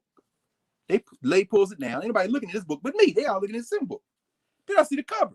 There's the Sphinx. Now I've been obsessed with Egypt since I was a kid. Oh, the Sphinx? Whoa. So I start paging through the book. And I see W.B. Du Bois. I see Paul Robeson. Hell, there go Charles Harris Wesley, the friends of Carr. I didn't know who Wesley was at the time. I didn't know who Charles Hamilton Houston was at the time, but I knew Du Bois. I knew Charles. I knew Paul Robeson, and then I see Martin Luther King. At which point I turn to them and say, "Is Martin Luther King in that book?" They said, "No, you can only be in one." And I said, "But everybody we know is in this book." And that's the day I said, I want to be an Alpha. Why? Because if Du Bois, and later on I found out Dick Gregory, Duke Ellington, you name it, Jesse Owens. I'm saying, if all them people in this one, why would I want to be in another one? And I ain't no shade to Carter Woodson, who the Qs went back and got. This is the thing that the Qs did. I respect them this to this day.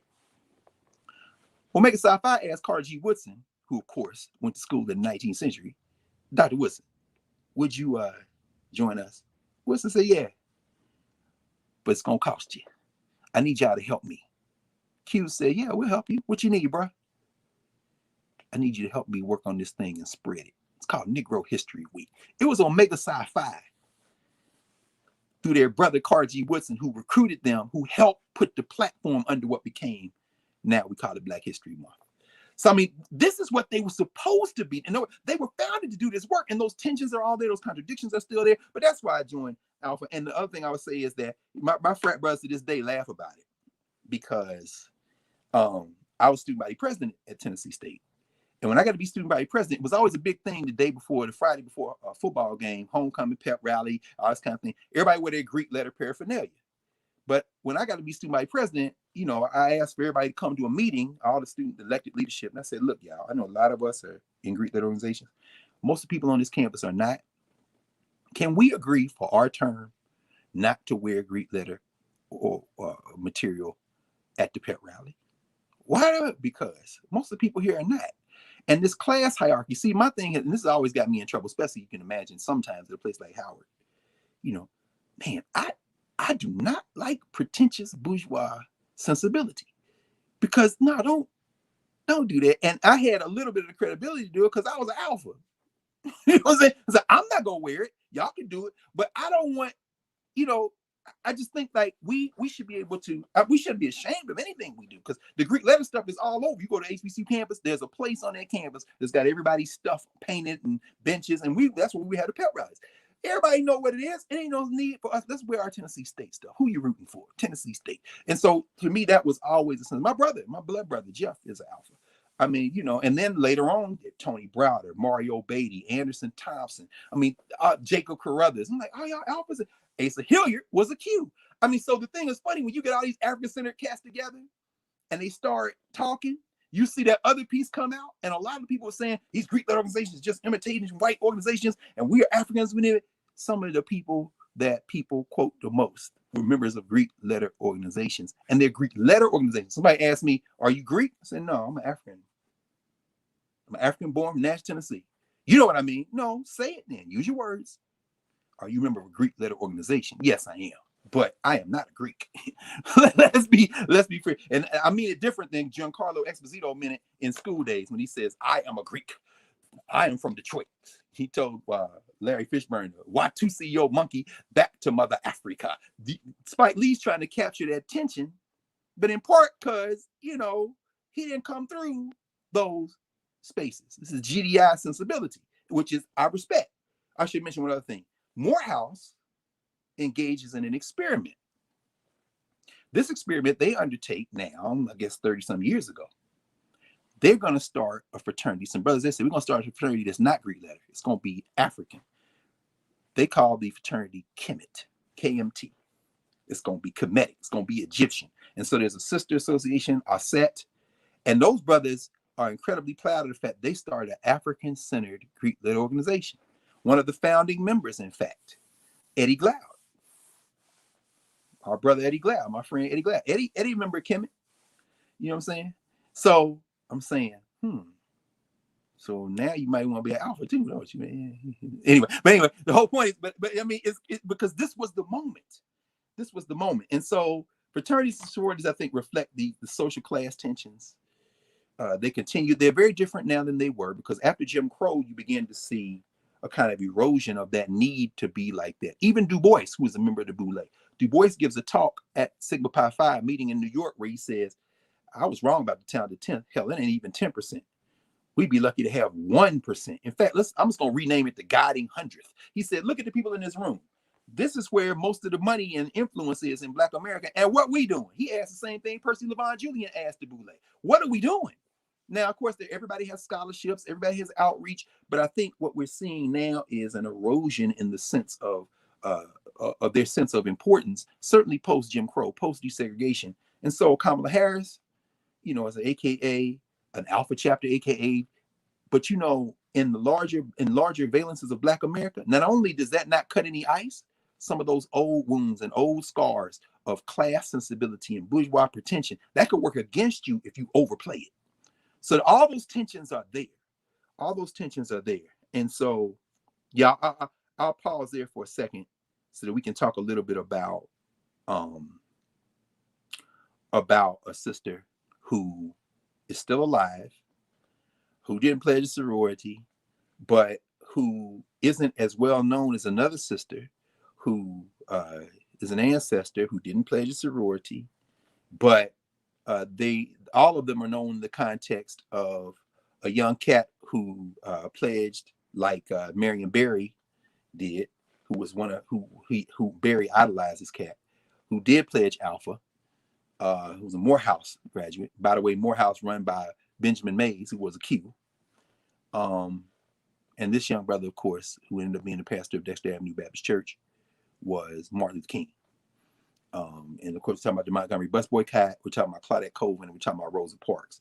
Rosa Parks, the anniversary, I guess, the 65th. Is it 65 now? 75. Oh my God, it's 65. 65th anniversary of the Montgomery bus boycott. We just passed on December the 1st. So we should talk a little bit about that before we go to, and then we can talk about Fred Hampton too, because that's actually, there's some ties. We'll tie it all together. I promise you won't take long, because we gotta get the questions, comments.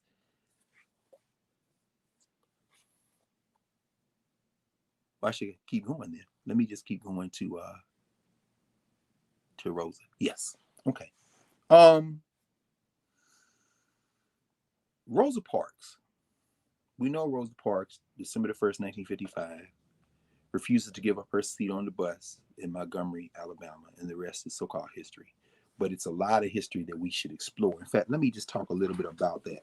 One of the things I love about Miss Parks, born in Tuskegee, Alabama, one of the things I love about Miss Parks is she told her own story. You know, Miss Parks was born, right? She and Harriet Tubman were alive around the same time. She was born in 1913, February 4th, 1913, in Tuskegee. I think Harriet Tubman made transition a couple of months later in Auburn, New York. I like the symmetry of that. I like the ancestor connect. It's almost like that baton, so to speak. My man Jeremiah Wright talks about, look who's in the stands. He says, you running your relay race in the struggle for Black people, in the stands cheering you on is all your ancestors. So before Harriet Tubman took her seat in the stands, she passed that baton off to the young girl in Tuskegee. Her father, James McCauley, wasn't around, didn't stick around. Her brother Sylvester was there, and then eventually they sent her to live for a time with her grandparents. She moves around a little bit. She's in Alabama. She moves in with her aunt. In Montgomery, they want to send her to a kind of school for colored girls. She's gonna be refined. She's gonna have this training, right? Then she moves and stays with her grandfather for a while. It's very important. Oh, by the way, she also went to high school at the HBCU in Montgomery, Alabama State College for Negroes. You know, it's Alabama A&M in Huntsville and Alabama State in Montgomery. In this, you know, Talladega and still in the private HBCUs. But, you know, it's important because some of these HBCUs had what they call laboratory high schools. Alabama State had one. There's a good book on that. Alabama State School, anyway. Southern University had one. Grambling had one. High schools, right? It's a beautiful thing. Beautiful thing, you know, and many of them still do, but those schools still do. But so she's being trained to come into this college age, this work, this kind of thing, right? But I should mention this because Miss Parks wrote a book called My Story near the end of her life. She wrote another book of letters with children back and forth with her and children. She did a couple of personal testimonies, and Douglas Brinkley did a book on Rosa Parks as well. And I'm gonna save the last two in a minute to mention to them. I got them over here so I can show them to you, but because they're very good, for different reasons, but also they complement each other. Miss Parks says one of her earliest memories, her grandfather kept a loaded gun in the front room of their house. He would sit in the rocking chair in the front room and sleep in there because he said the Klan was riding high. You can imagine 19 teens and 20s. Miss Parks say, as a little girl, I would go to sleep by his side. Douglas Brinkley quotes it as, because I wanted to see him shoot that gun. I wanted to see what would happen. Because Miss Parks' granddaddy said, if the Klan come here tonight, I'm going to take as many of them as I can. I don't know how many I can take, but I'm going to take as many of them as I can. They ain't kicking in no door at my house. And they used to sleep in their clothes. Miss Parks talks about that. He used to sleep in their clothes in case they had to get the hell out of there. But he said, if they're kicking in, we ain't got nowhere to go. I'm just going to have to unload this thing. And she said, I want to see him shoot that gun. But I swear to you, and I could not put my hands on the book. In one of those personal testaments she wrote this quote, because I remember just stopping and just laughing. She said, I wanted to see him kill a Ku Kluxer. I said, Rosa Parks. I'm sorry, Rosa McCauley. That's very important to understand. Rosa McCauley, because she meets and marries Raymond Parks, who's a barber there in Alabama. She meets and marries him in like 1931. She meets him in 1932. They get married. Their anniversary is coming up, December 18th. They come together. He is involved in raising money to defend the Scottsboro Boys. This is 1931, 1932, because the Scottsboro Boys and boys in Alabama, Clarence Norris and them, that were accused of raping these black girls on this railroad car. And of course, they're going to get them the death penalty or get them from now on in jail. And this struggle goes on. White girls. White girl. Not the white girls. Of course, okay. white. Well, sorry. I'm sorry. Let me pause there. You're absolutely right. And that's important for Ms. Parks as well, because in the South, hell, in America to this day, in some ways, when you say girl, you mean white girl. You don't mean black girl. Breonna Taylor cannot be brutalized. You know, it's sad. Sandra Bland can't be brutalized.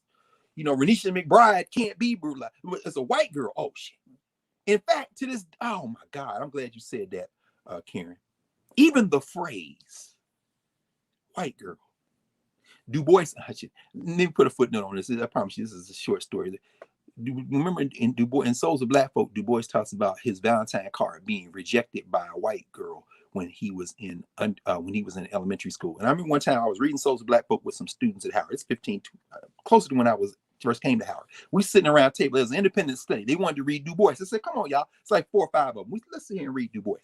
So we reading Du Bois, and we read that passage, and I paused. I said, "Do you know that white? Anybody around this table know that white girl?" And my man, Jason Raven, who's a professor now at Texas Southern, Jason looked at everybody and said, "I know that white girl." What does that mean? That means that's the little girl that you went to school with, you call yourself liking, and she like you or don't like you. And in some ways, it enters the sensibility of preference. And I said, say some more. I must find out if you know that white girl. He said, "That's the girl who like black dudes. She's little, she always around, she gonna hug on you, kiss on you, and then you go home and your mom and them like, no, you didn't. It's crazy." So when I hear white girls, I think about Du Bois. Now this is a stereotype, of course. It's an archetype. I won't say stereotype. It's a character in this larger narrative of white violence called white nationalism, also known as the United States of America. But the white girl can get you killed. And in this case, you got white girls, black boys, white women, black men riding the rails in the 30s, victims of the Great Depression, trying to get from place to place, looking for a job or something to eat, hoboing, as they used to call it. John Henry Clark, who came out of that same region of Alabama, Union Springs, Alabama. You know, the railroad detectives and them pull them all off the car. And of course, the white girl's gonna say, "Oh, help me. We was just together cracking jokes." And now all of a sudden, okay. And they're gonna put these boys to death. Raymond Parks and Rosa Parks helped raise money to defend the Scottsboro Boys. And in one vignette, I remember Miss Parks, somewhere she wrote, they would have meetings, and before they started the meeting, people would pull out their firearms and put them on the table or whatever, just in case they had to shoot their way out of there, because the Klan and them and all these other places, they didn't want these black people organized. See, Miss Parks is not just a lady who was a seamstress at the department store. She didn't take her seat. Anyway, let me go hurry up, because I want to get to Claudette Colvin. If you want to read more about Rosa Parks, really, and this is where it gets fascinating, a couple of good books. This is a book by Jeannie Theo Harris, whose sister actually is co-leading the Poor People's Campaign with our brother William Barber, also an Alpha. But at any rate, like with Roland Martin and the rest of these cats, Alphas. Anyway, The Rebellious Life of Mrs. Rosa Parks, Jeannie Theo Harris. This is the latest edition. She puts in one place, going through the archives and stuff like this story of Rosa Parks. Because see, Rosa and Raymond Parks, after what happens in 1955, they've got to leave Alabama. And the migration patterns often in Alabama end up in Detroit. I got family in Detroit. My mom's from Alabama. So, you know, they end up in Detroit, and she spends the rest of her life there in a fascinating convergence. In fact, let me introduce one other book on Rosa Parks. I love this book, Library of Congress, Carla Hayden. I went to see this exhibit. I love this. Carla Hayden. Shout out to Carla Hayden, coming out of the children's libraries in Chicago, and then running the Enid Pratt Library in Baltimore, and then eventually becoming the first black woman librarian of Congress. Carla Hayden. This is the Library of Congress's companion book to the exhibit that they just had last year. Rosa Parks, in her own words. Susan Rayburn, but look at that, with a foreword by Carla Hayden, Carla D. Hayden, Librarian of Congress. I just love it. I love it. Any rate, This is a great book because you see the documents. You see Miss Parks wrote on everything. I mean, you know, you can flip through here. Here's actually part of the page where she's describing how her grandfather kept a gun on the thing. And I wanted them to put the other page on there because I wanted to confirm what I read somewhere else. I wanted to see him kill a Ku Kluxer. He kept the shotgun within hand reach at all times. My aunt, a widow, and her 5 small children came to the house at night. We could not undress and go to bed at night. The doors and windows were boarded and nailed tight from the inside. I stayed awake many. See, look, see, I stayed awake. Yeah, come on, son. I stayed awake many, and then that's the end of the page they had on exhibit. I said, put the next page on. I want to see the next page. Many nights I wanted to see him kill a Ku Klux. Anyway, but it's beautiful. It's got all kind of records in there. It's very important to Rosa Parks. So let me introduce the other sister by way, because Rosa Parks, of course, who was the secretary of the NAACP Youth Division in Montgomery, working with E.D. Nixon, Edgar Daniel Nixon, who's considered a fine, upstanding citizen in Montgomery in 1955 when she is arrested.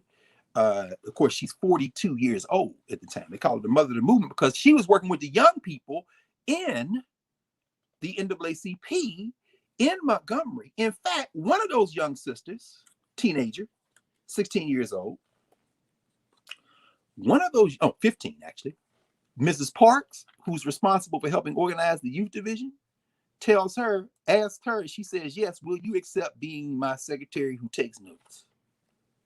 The young girl said, yeah, I'll do it, Miss Parks. That young girl, who was going at the time to Booker T. Washington High School in Montgomery, that's Claudette Colvin. This is a great little book. Philip Hoos, who interviewed Claudette Colvin, who's still alive, New Yorker, up there where you are, Karen. This book here, this book is only 130 pages, but it's almost written with middle school language. The beautiful thing about this book, it's not really a children's book. I always say this about children's books. Children's books are called children's books, but she had never told her story on the record when he approached her. He approached her for years, finally in New York, and finally he got a call back. This is published in 2009. He finally got a call back, and the person who was the intermediary said, Ms. Colvin said, you know, if you still want to talk, she's ready to talk.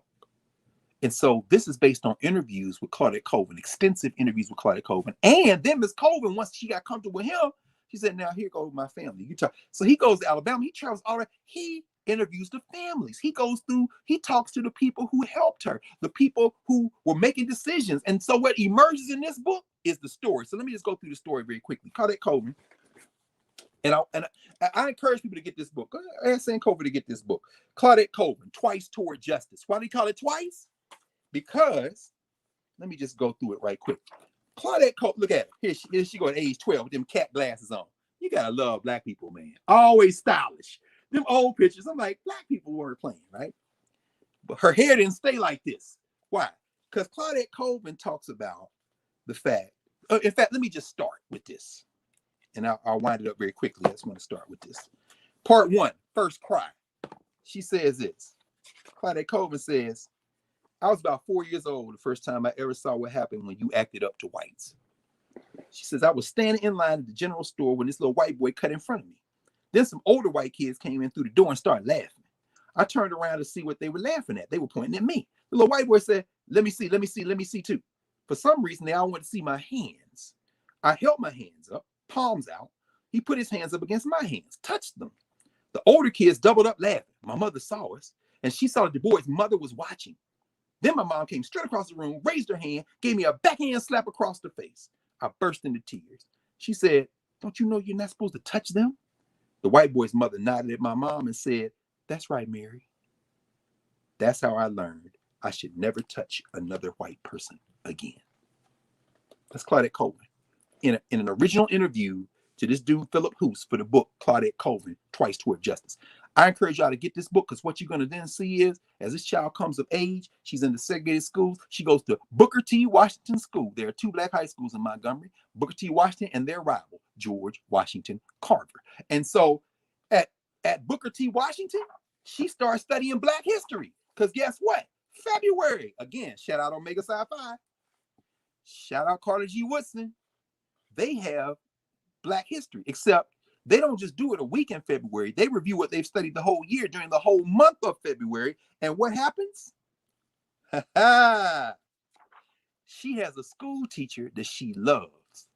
The school teacher that she loves, shout out to sororities and fraternities, because I don't know whether this sister was a member of the sororities and fraternities, but I suspect she probably AKA or Delta or Sigma Gamma Rho or something. She ends up teaching Black history the whole month of February. And so Claudette Colvin is fired up with this notion of Black history. She changes her hair. She started wearing cornrows. People, oh my God, cornrows? Yeah, see, Negroes now, natural hair is cool. But here, 5 minutes ago, when we was coming along, what are you doing, right? Now, also, one of her classmates, Jeremiah Reeves. Y'all look that name up. He was 16 years old at the time. Jeremiah Reeves is arrested and charged with raping a white housewife. They put that boy to death. This is her classmate. This is what Claudette Colvin says. She says, Jeremiah Reeves' arrest was the turning point of my life. That was when I and a lot of other students really started thinking about prejudice and racism. She said, I was furious when I found out what had happened. Jeremiah lived right below us on the hill. I knew him well, admired him like everybody did. We girls thought he was like a rock star because he was so stylish. He always wore a starched, clean shirt. Thinks about Jackie Robinson. That's what his wife said about him. And there was never a spot of mud on his shoes. He was a wonderful drummer in the school band and in bands around town. Then he says that the jury sentenced him to death. He was put to death. She was fired up. Miss Nesbitt, Geraldine Nesbitt, was the teacher that she's talking about. She had gone to Alabama State and had a master's degree from Columbia in New York. Goes all the way back, thinking about Dorothy Porter Wesley we talked about back in the summer. But here's the thing. They had studied Black history all of February, 1955. What happens March the 2nd, 1955? Claudette Colvin gets on the Highland Gardens bus at the corner of Dexter Avenue and Bainbridge. She gave the fare. She got in. She's sitting in the back with the blacks. The bus driver tell her to get up. I'm gonna get up. All right. Watch this. Hold on. Let me see if I can find the quote because I want to read what she said. Here we go. They came to me, stood up over me and said, aren't you going to get up? I said, no, sir. He shouted, get up again. I started crying, but I felt even more defiant. I kept saying over and over again in my high-pitched voice, it's my constitutional right to sit here as much as that lady. I paid my fare, 16-year-old Black girl. You ready to go natural? Coming out of Black history for a whole solid month with these master teachers at her Booker T. Washington High School. She says my constitutional right. I knew I was talking to a white policeman, but I had had enough. So this ain't the narrative. Like they put the narrative, Ms. Parks said, why you push us around? Says a minute of defiance, and then they arrest her. Not these teenagers. You know teenagers. And this Black girl too? Shit. Look, one cop grabbed one of my hands, his partner grabbed the other, and they pulled me straight up out of my seat. My books went flying everywhere. I went limp as a baby. I was too smart to fight back. They started dragging me backward off the bus. One of them kicked me. I might have scratched one of them because I had long nails, but I sure didn't fight back. I kept screaming over again. It's my constitutional right. I wasn't shouting anything profane. I never swore, not then, not ever. I was shouting out my rights. But here's the part. It just killed me to lead the bus. I hated to give that white woman my seat when so many Black people were standing. I was crying hard. The cops put me in the back of a police car and shut the door. She goes on. They took turns trying to guess my bra size. They called me nigger bitch and cracked jokes about my parts of my body. I recited the Lord's Prayer, the 23rd Psalm over and over. She's going through all this. And now they're going to decide, are they going to use this case to challenge the segregation laws? Her lawyer, she goes and gets a lawyer. And I'm going to show you this book. I don't know how easy this book is to get. But she was 15 at the time this happened, not 16. This is her lawyer, Fred Gray. This is his book, Bus Ride to Justice. Fred Gray is still alive. He was the lawyer for Rosa Parks. Lawyer for Rosa Parks, Martin Luther King Jr., Montgomery bus boycott, Tuskegee syphilis study, desegregation of Alabama schools, and the 1965 Selma March. This is the legend, Fred Gray. Still walking the earth, still on this side, hasn't joined the Westerners yet. He writes about it in The Arrest of Claudette Colvin, March 2nd, 1955. He talks about her family. She was a member of the youth council, quite willing to follow any advice that because E.D. Nixon, the Pullman Porter, going back to, you know, Anna Hedgeman and A. Philip Randolph, really A. Philip Randolph, they recruit, they say, we may use you as a test case. They find out she's pregnant. This may not be a good case. And Gray says in the book, I go to represent her. We go down there, but they pick her in a juvenile court and they convict her. So they suspended, like, I give her lifelong probation or something like that, you know. So, but they ain't really, so damn, we missed our case. But the reason this is called Twice Toward Justice, because we know what happens in December. Miss Parks gets arrested. Once Miss Parks gets arrested, then they decide they can do it. Now, Claudette Colvin says this later. This is what she says in this book. She says, I hoped maybe some of the boycott leaders would understand my situation and help me after what I had done. Deep inside, I hope maybe they would give me a baby shower, because she gonna have a baby. She gonna end up marrying this dude. In other words, yes, I was praying, but y'all, look, in fact, let me just let her tell it. She said, I needed money and support so badly, but I didn't hear from any of them after I left the courthouse. Not Fred Gray, not Rosa Parks, not Joanne Robinson. Joanne Robinson was a professor of English at Alabama State, was very important in this movement. No one called after I testified. I knew they couldn't put me up on stage like the queen of the boycott, but after what I had done, why did they have to turn their backs on me? I knew the answer, she says. I was shunned because I had gotten pregnant. It was made worse because my parents wouldn't let me just explain, this is what happened and here who the father is. Here's who the father is. Karen, watch this. Based on what you just said a minute ago. Anyone could have understood, but I had promised my parents, so I kept it to myself. But because Raymond was light-skinned, and I wouldn't name the father, they all assumed the father was white. Socially, I had 3 strikes against me. I was an unmarried teenager with a light-skinned baby. Without school, I had no circle of friends my age, and there was no way any of the women in town would accept me. To them, I was a fallen woman. Now, what is she testifying? What court case she talking about? Is her arrest? No, it is not her arrest. She was arrested in March. Ms. Parks arrested in December. But what happens? And this is how Claudette Colvin enters history in terms of a way we should think about her.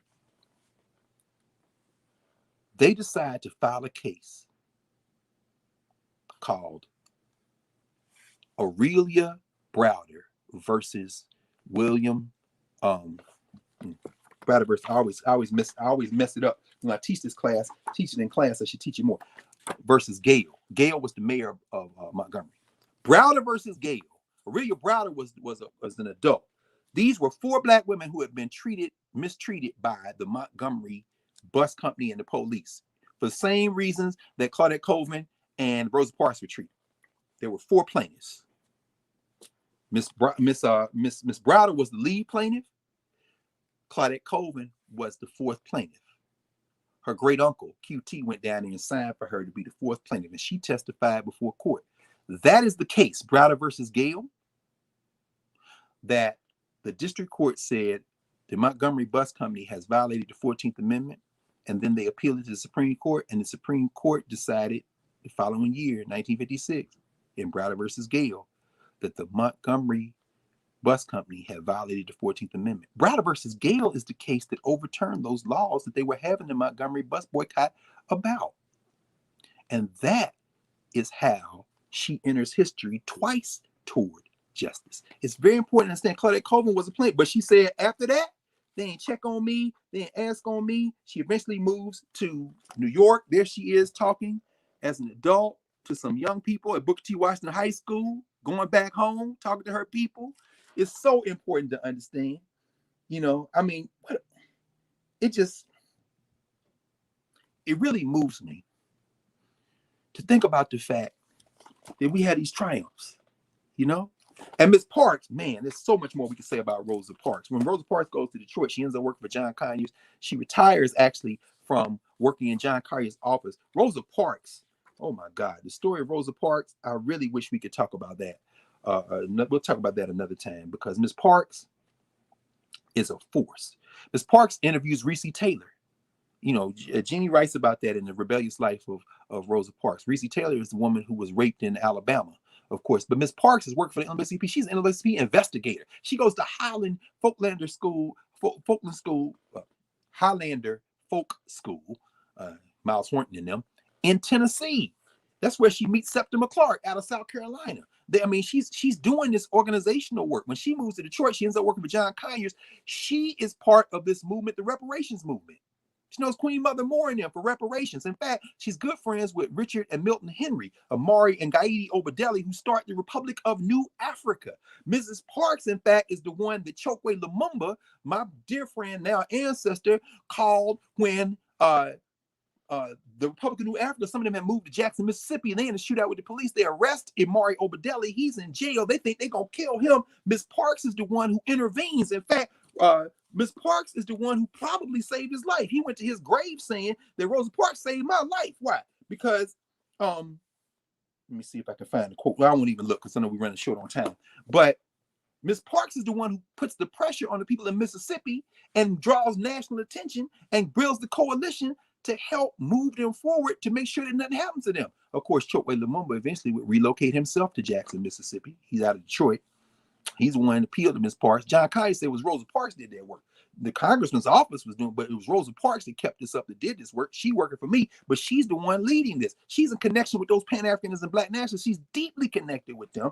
Chokwe eventually relocates, eventually becomes the mayor of Jackson. His son is the mayor now, Chokwe Antar. But that's a Rosa Parks story in part. I mean, you know, and there's a whole lot more we can talk about Miss Parks, but I wanna stop there and just mention one other thing before we go to question and answer. I know it's about time. The assassination of Fred Hampton is very important. 1969. Fred Hampton, age 21, Mark Clark, age 22, are assassinated in a damn contract killing between the FBI and the Chicago division and the Chicago police, 2237 West Monroe Street. They're killed there. He's shot while he's sleeping in his bed. His partner, Kua Njeri, who's still alive. She's 8.5 months pregnant with their son. Chairman Fred Hampton Jr., still alive, still struggling, swinging with both fists out there. In fact, Jeffrey Haas has an excellent book called The Assassination of Fred Hampton. It came out last year. And again, I don't know what I did with my copy. It's around here somewhere. I couldn't put my hands on it in 24 hours. But the killing of Fred Hampton is very important for a number of reasons. Fred Hampton, who grew up in the middle class, working class community. Fred Hampton, like Claudette Colvin, was a member of the NAACP Youth Division. In fact, he's president of the NAACP Youth Division. Fred Hampton began to, let me see if I pulled a couple of those books too, because I was able to put my hands on them, but if I don't see them right now. In fact, I would recommend for folks, if you really want to get a nice little single gloss piece, and we talked about this book before, Black Against Empire, The History and Politics of the Black Panther Party, a wonderful international version of the history of the Black Panther Party. There's a chapter in here, chapter 9, is it? Let me see. Chapter 10, Hampton and Clark, that tells you the history of how this thing fit. It's very important to understand because Fred Hampton, charismatic, well-spoken, no drugs, didn't drink, this kind of thing. Fred Hampton was the one, in fact, Jacoby Williams, for those of you who want a more academic gloss on this, Fred Hampton is one of the members who helps found the Illinois State Division branch of the Black Panther Party. It was a state-level branch. Mark Clark was in town in Chicago. He got murdered there. He was in the house that night. He was the head of the Peoria branch, Peoria, Illinois. You know, Peoria, Illinois was also the birthplace of Richard Pryor, who's only about 7 years older than Mark Clark. But at any rate, they were all there for the meeting that they were having, the Illinois State Division. Jacoby Williams wrote a very good book called From the Bullet to the Ballot, which talks about how they're trying to build coalition politics. So just like in Detroit, where you have Black kind of bourgeois, like Judge Crockett, who is worried, who is trying to defend those who were attacked from the Republic of New Africa. There was a shootout between the Republic of New Africa and the police. The Republic of New Africa was meeting in New Bethel Church. Reverend Franklin, C.L. Franklin, Aretha Franklin's father, is the pastor. He let the Republic of New Africa meet there. Ms. Parks, on the staff of Conyers, is generating support for the RNA because they're going to try to railroad the RNA for shooting and all this kind of thing. So Judge Crockett, the Republic of New Africa is involved. All these politicians. Rosa Parks is building coalition up there, among others, to try to defend them and promote them. Remember that movie Detroit, John Boyega? I'm like, man, What they don't show you is that what happened in Detroit when the police raided that after hours joint and shot up the place, killed these black singers, performers, kind of thing. Again, white girls involved in the mix. After it was over, the Detroit community put the police on trial. Who was on the jury? The people's jury, among others, Rosa Parks. Convict those cops, even if just the people of Detroit convict these cops. So this kind of multiracial coalition, well, this black coalition in Detroit was a multi-racial coalition in Chicago. Why? Fred Hampton says we should be able to build some coalition with these white boys. So why don't we see, can we talk to them? He reaches out on all sides. He reaches out to the Young Patriots. The Young Patriots are white. They call their part of town, Chicago, hillbilly Harlem. He's just like white. Well, you thinking this is some MAGA type cats, except they also been kind of reading revolutionary stuff, and they saying we're all poor, we're all being exploited. Hampton starts meeting with them. This is the problem. This new emerging black power people, the Black Panther Party, meeting with the poor whites. Yeah. And not only that, on the other side, he meets, and that's why I'm mad now, because I don't know what I did with the book. I brought it out, my man Lance Williams. Hold on, this is gonna bother me because wait a minute. Here we go. He meet with the gangs. Fred Hampton meets. This is a book by Natalie Moore, good sister Natalie Moore, Howard grad, and Lance Williams. My man Lance Williams works at the Center for Inner City Studies, the Jacob Carruthers Center for Inner City Studies, by the way. The almighty Black Peastone Nation. This is the history, the rise, fall, and resurgence of an American gang. Now, everybody knows the Blackstone Rangers, the Vice Lords, the Gangster Disciples, in Chicago.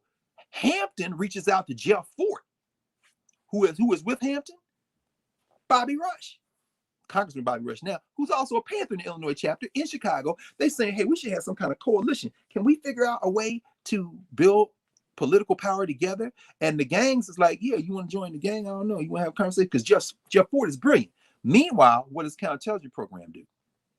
Counterintelligence program, the United States government, get Kenneth O'Reilly's book, Racial Matters. Is a good, like, 1-volume kind of gloss on it, but you can get the COINTELPRO papers and many other books. What you see is they're like, oh, this is a problem. This guy Hampton is a problem. Black Panthers are a problem generally, but Hampton is a real problem. Hampton is building an interracial coalition, and he's talking to the gangs. This could be a real problem. In fact, you know what they named their interracial coalition? The Rainbow Coalition.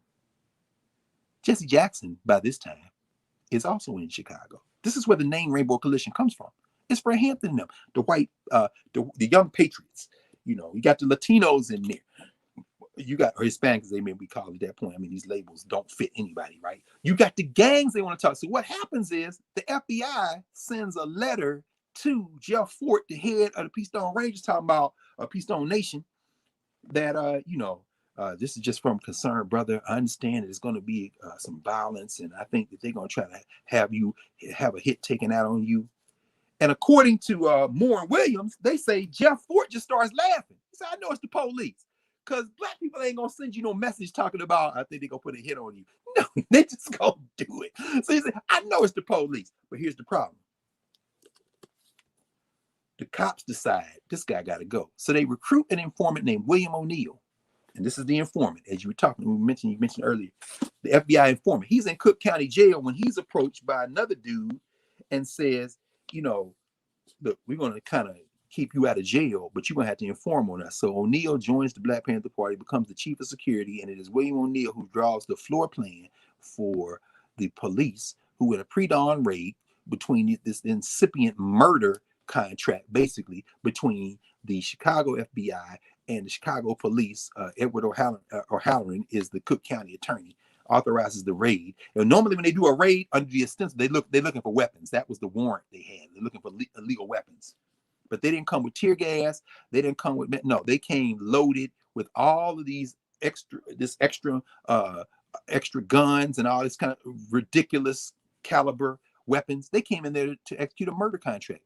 And somewhere just before 5 o'clock in the morning, they busted in there and they murdered Fred Hampton and Mark Clark. In fact, according to the testimony Sister in Jerry, Sister Kua and Jerry, his wife, intents purposes.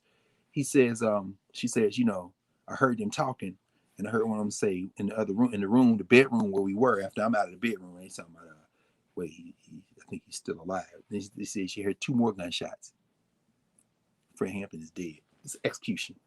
Damn devils. And it isn't the execution, although it should be the execution. And I say that because we saw what happened in Louisville day before yesterday, the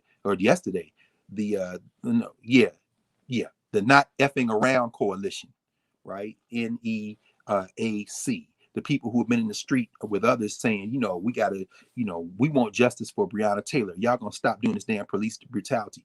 The Louisville Police Department, along with the damn Secret Service. Now, this is in Louisville, Kentucky, where they've been organizing, right? Tamika Mallory, Linda Sarsour, everybody, Nick Cannon's been down there. Sean Mickens, my man, Sean Ali Mickens, Young Cat, Sophomore Howard. They've been in the streets, right? I mean, Daniel Cameron, of course, on the wrong side of history and his whole bloodline on the other side. Well, they arrested this brother yesterday, John Fitzgerald Johnson, the man they call Grandmaster J. Can't get no more American than John Fitzgerald. Well, unless you're talking about Irish immigrants who acquired whiteness in Boston under honey fits and then wrap themselves in the American flag. The man named John Fitzgerald, but they call him Grandmaster J. He was arrested yesterday and charged with assault, attempted assault on police officers, saying that they pointed a gun at him. He wasn't arrested in Kentucky. He's across state lines at his apartment in Ohio. Meaning what? They done made this federal, just like when they collaborated to kill Mark Clark and kill Fred Hampton. The damn police still doing it. And this brother's crime? They had weapons. The Not Effing Around Coalition believes in self-defense, like the Black Panther Party for self-defense. That's the trigger, one of the triggers, but the trigger in the case of the execution of Mark Clark and Fred Hampton, the trigger is they doing interracial politics. They are potentially putting together an incredible coalition. They bringing in the gangs. This could be a problem because we need these gangs. We need black on black violence as this trope that we have. In fact, at the funeral, Bobby Rush talks about this among others, and they write about it in the Almighty Peace Stone, Black Peace Stone Nation. Ralph Abernathy, I want to say, was giving the eulogy at the funeral. And he was giving a speech. This is what they say. This is what Bobby Rush said. I recall right in the middle of civil rights leader Ralph Abernathy's speech, I heard a shuffle. I looked toward the rear of the church, and Jeff came in, Jeff Fort, the leader of the Black Peace Stone Nation. 2,000 Stones walked in wearing red berets and dark sunglasses. They spoke not a word, but marched around the church, then marched back out. Now, this is what the FBI was trying to stop. So I'll stop with this last comment. Pause with this last comment. We know why Bobby Rush, former Panther, beat the tar out of a young, ambitious politician named Barack Obama. First time he ran for Congress. Black people don't know Barack Obama. We know now when President Obama and Jim Clyburn and others are saying, defund the police is a slogan. Don't, overuse that. And we want some of the same things. But, when you say something like that, you're alienating people. Completely undermining the fact that phrase is attended by a heavy concentration of young organizers, young people like Rosa Parks encouraged and Ella Baker, young people like the Claudette Colvins of the world, young people like the Fred Hamptons and Mark Clarks of the world. But if you're gonna pick sides, then first of all, you shouldn't pick sides. We should all figure out a way to do this thing together. But if you're gonna talk craziness like that, never forget, President Obama, that the reason Black people supported you was with the idea that you were going to enact policy that would help enact policy that was going to advance all of us. You swung and missed on a lot of it. Obamacare, that's good. I mean, you did some good things, but at the same time, bruh, stop talking, man, because we got real open enemies out here in these streets. And as Ayanna Pressley, Congresswoman Pressley, as Congresswoman Cori Bush and them have said, Ocasio-Cortez have said, you shouldn't be chastising the people trying to stop the violence. You should be chastising the people trying to cause the violence. So, I mean, it's a different, but we see some of these same tensions from then, we see now. Whew, thank you. Yes, Dr. Carr, once again, undefeated. You want to start getting some questions in, and let me just thank everyone who participated today. We have a lot of people in. I need to see all of you hit the like button. Everybody Yeah, that's in please. here. It doesn't cost you anything. Hit the like button. Let's play that algorithm game and share. And if you're not subscribed, subscribe. Come on. And follow Dr. Carr at Africana Carr on Twitter. Let's get his Twitter followings up as well. We got a family. We start off talking about community and family. That's been a common thread. Let's welcome in the Corzine family. Oh, the whole family, Dr. Carr. Hello. Hey, what's going on? How are you guys? Where are Can y'all? you see us all? Scoot over, Jace. Oh, my How goodness. are you? It's the whole crew. We spend time with you and Professor Hunter and Dr. Carr. You are my crush. My husband is Alpha. I told him if I would have got you first, if I was at Tennessee State, he would have been in trouble. Dr. Carr, I love a smart man. So we spend a lot of time with you guys. And up to my sorors, yes, Dr. Carr, you were on point with the history of Delta Theta, the part about we split. We wanted something else. So that part is true. Oh, good. I'm glad to know. See, you on point. You on point. You were on point. You were on point, right? Because I was in the chat like, now what you say, Dr. Carr? And so I have my 10-year-old here, and he has a question for you. Oh, so Jace, you want to ask your question? What's your name, brother? This is Jace. Oh, wait a minute. Hold on. Something is wrong. I think the volume, something is going wrong. Say it again. This is Jace. Jace? Jace. J-A-C-E? J-A-C-E. Jace, my man. I'm sorry. Something is wrong. How you doing, brother? Hey, hurry up, man. I need a replacement. I see you guys with glasses. So I'm gonna need you to come and sit in this chair in a minute, man. I'll give you about 10 years, but you might cut it down, Lord. Anyway, what's going on, brother? Hi. Yes, hi. So I have a question for you, which is, why do white people make black people do their work even though they could do it themselves? Wow. Well, let me ask you a question, Jason, if you don't mind. How old are you, brother? 10. You're 10. Okay, you must. Okay. You know what? You forgive me to pause it for a minute, man. My nephew, Ellington, who is now an 18-year-old, when he was 10 years old, he came to stay with me here in D.C. And we went around to some of the old plantations where the presidents used to live. We went to Thomas Jefferson's plantation, Monticello. We went to James Madison's plantation, Montpelier. But let me say this to you, Jace. On Thomas Jefferson's plantation, he was 10 years old. I was with Dr. Dana Williams, who I mentioned earlier, aka her nephews, Thomas and Will. And I had those three boys out there, and we stood there and we talked about the fact that at 10 years old, Thomas Jefferson had black boys my nephew's age and your age, Jace, making nails on the plantation called Monticello. When you go there now, it's a beautiful buildings, and they talk about Thomas Jefferson's a great architect. He didn't build those buildings. Little boys your age made the nails to put together the buildings at Monticello. And I told them boys, I don't want y'all ever forget this. The reason he did that is because he couldn't do it. And you know what I'm saying? You can draw all the plans in the world, but you need, and I want you to think about that, Jace, because even at your age, you and your sister, even at y'all's age, and we're going to pause there, and I hope you want to do some research about children during enslavement. There's books by Wilma King called Stolen Childhood that talks about the history of young boys and girls of African descent during enslavement. The expertise that we brought here from Africa, that we passed on to our children, is why they wanted us to do the work. And so the reason they did it is because they wanted to make profit. And they never, let me tell you something, brother. If Thomas Jefferson were here right now looking at us, his whole head would explode. Why? Because in his wildest dream, he would not believe that not only would we survive, but we would look back and say, now we're getting ready to rewrite the whole thing and keep doing what we was doing before you interrupted us. We built this entire criminal enterprise. And if we have to take it apart brick by brick and build it up differently, we've shown we can do it because we did it for them. They came and got us for our gifts. Yeah, they came and got us for what you interested in studying, bro? I don't know how to answer that question. Well, you like math and you like science? Yeah, I like science and math. That's pretty cool. Ah. You know what? I think I suspect why it's hard for you to answer. With a brain that big, you don't have to pick, brother. That's what you're supposed to do. That's how the ancient Egyptians did it. They wouldn't, like you say, like science or math or literature or music. They would say, what are you doing? Learn. It all fits together.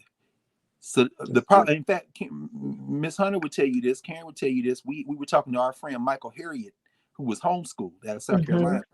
And he said he didn't realize he wasn't supposed to keep going in times tables till he got to the regular school, and they stopped at 8. And he was like, wait, you supposed to stop? So the trick at this age, and I see you got the right parents for this. That's right. Brother, don't put no ceiling on that. You just keep exploring everything you are interested in and just keep building. And later on, get somebody to put a label on it. So I'm glad you can't answer that question. That means your mind's too big to fit in them categories. That's a beautiful thing, brother. I appreciate that. I love Thank it. you. Thank you. Thank you. We appreciate it. Oh, y'all, Thank you so much. man, Love y'all. See you soon. Thank No, you. we love you. I'm telling you, we have a date with you guys every Saturday. Every Saturday. And I'm running around the house going, did you hear what he said? Did you hear what she said? We've been saying those things. And I'm an educator. So I'm like, how do we take this to a whole nother level? People need to know this information. Oh, no. Thank you. Listen, I'm taking notes now because I got to tailor this to this. Oh, y'all. Appreciate you, Fred. Thank you. Appreciate Thank you, you, Fred. Fred. Yes. Oh my God. And this is all random, you know. I just put out an email, a Twitter, and I'm like, who has questions? DM. And I just, the first 3 that come in, boom. Man, thank you. Corzine family, amazing. Let's welcome in Mr. Andrew. Andrew, where are you from? And I forgot to ask the Corzine family, where y'all from? Put it in the chat too. Oh, yeah. Please put it in the chat. Where y'all from? Good morning. I am in Harlem, New York. You in Harlem, brother? Yes, sir. Andrew? Yes, sir. How are you, man? I'm doing well, thank you. Greetings to both of you. I am honored to be here. This has been a ritual for my wife and I every Saturday to make sure we're a part of this. So thank you very much. Karen, I've read your articles in the Daily News for going back years. So, we've been connected since then. I appreciate that, brother. In fact, I would say very quickly that, I'm transitioning out now to do some, like what we're doing here. This is the most important thing we could be doing. So, I'm going to stick around at Howard for a minute or two more, but more and more, this is really what we need to be doing. So for you to have said you read something I wrote, brother, I'm going to be doing a lot more writing. I'm moving out, a lot of times. But listen, man, man, I'm touched. I'm honored the fact that you would even say that, man. Your folks from Harlem? How did y'all get to New York, man? No, sir. I'm original from Jamaica. Jamaica? Yes. Yes, sir. Yes, sir. We're original from Jamaica. So, real thankful. And I want to touch on that, what you said earlier in terms of what you're transitioning to do and how, I can be of service to all of that.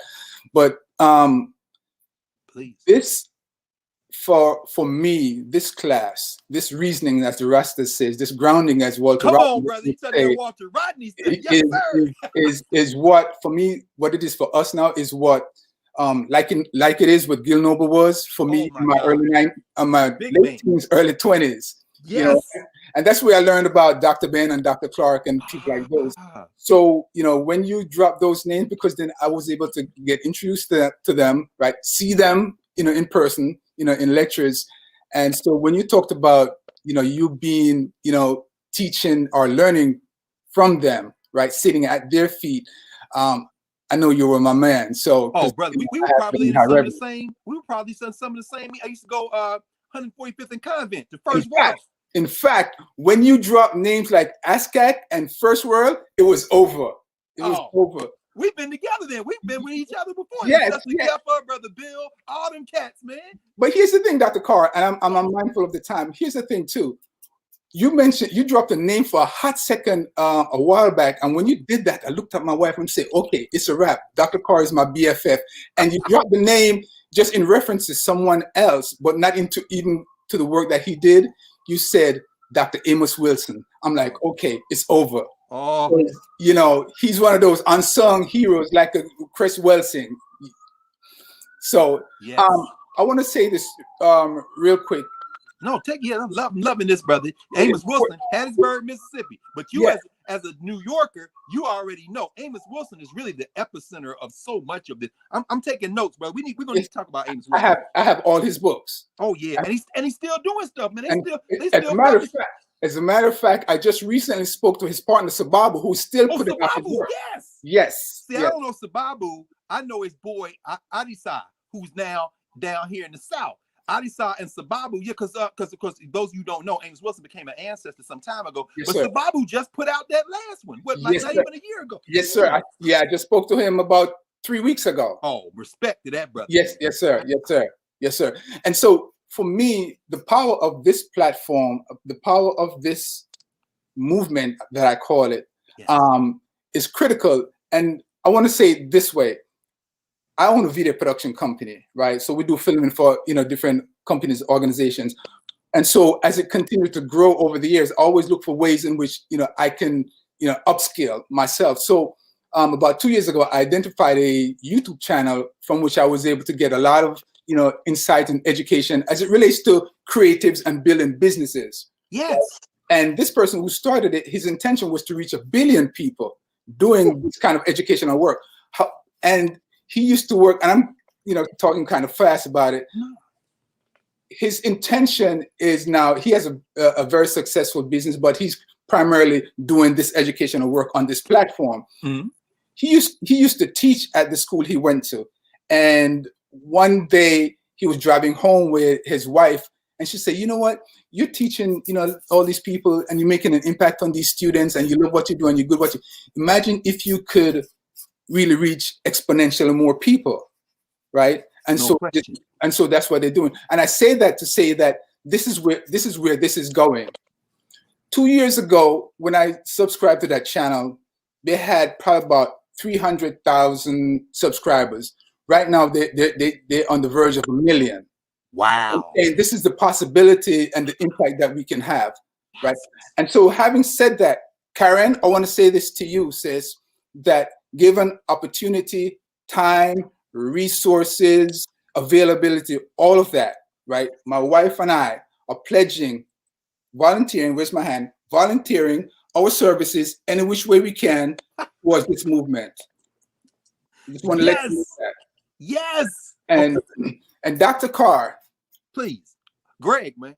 Once this pandemic subsides, ease up, I'm volunteering to come to DC and spend whatever time is necessary to be able to capture and tell your story and your journey so that we can put it in the archive as history so that people can talk about you the way you're teaching us now about our ancestors. Oh, brother. So I just want to put that out there. Let's talk, brother, because once this damn pandemic is over, I would have been in New York. I usually try to get up there at least once a month to go by all the bookstores. I don't know if you know my man Steve on 125th Street.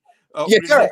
I know you know Steve. Yes, sir. Yes, sir. I gotta go hit Steve. I gotta go by and see all the cats, man. All the book vendors. Yes, sir. So let's you on Twitter, right?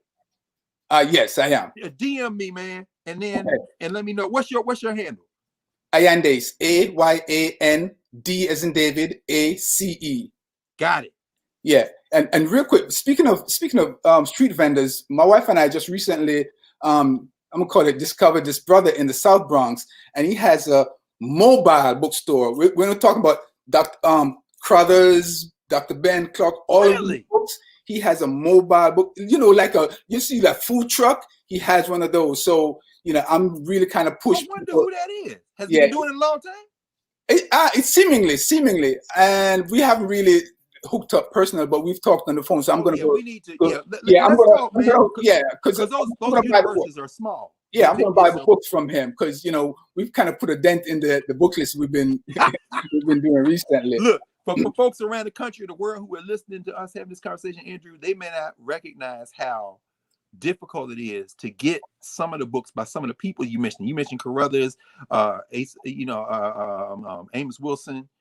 Those books are hard to get, in part because they are controlled by Black people. They're Black institutions, which is one reason why it's so very exciting that we have, as part of this conversation, Paul Coates, the owner of Black Classic Press. Paul has been so important, but And y'all, you Jamaicans, I mean, you know this. You know, that network is so powerful.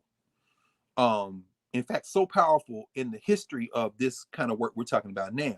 And as we move to video, as we move to streaming, as we move now to YouTube and these places, you've given, man, you not only inspired, but you connected it to the previous generation. I know for New Yorkers, for example, and you know, Karen, New York, New Jersey, the region, was it Sunday morning that Like It Is used to come on? Nobody missed Gil Noble, the big man.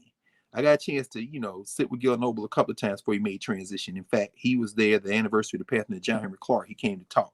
We were over at Mega Everest, my man Clinton Crawford College.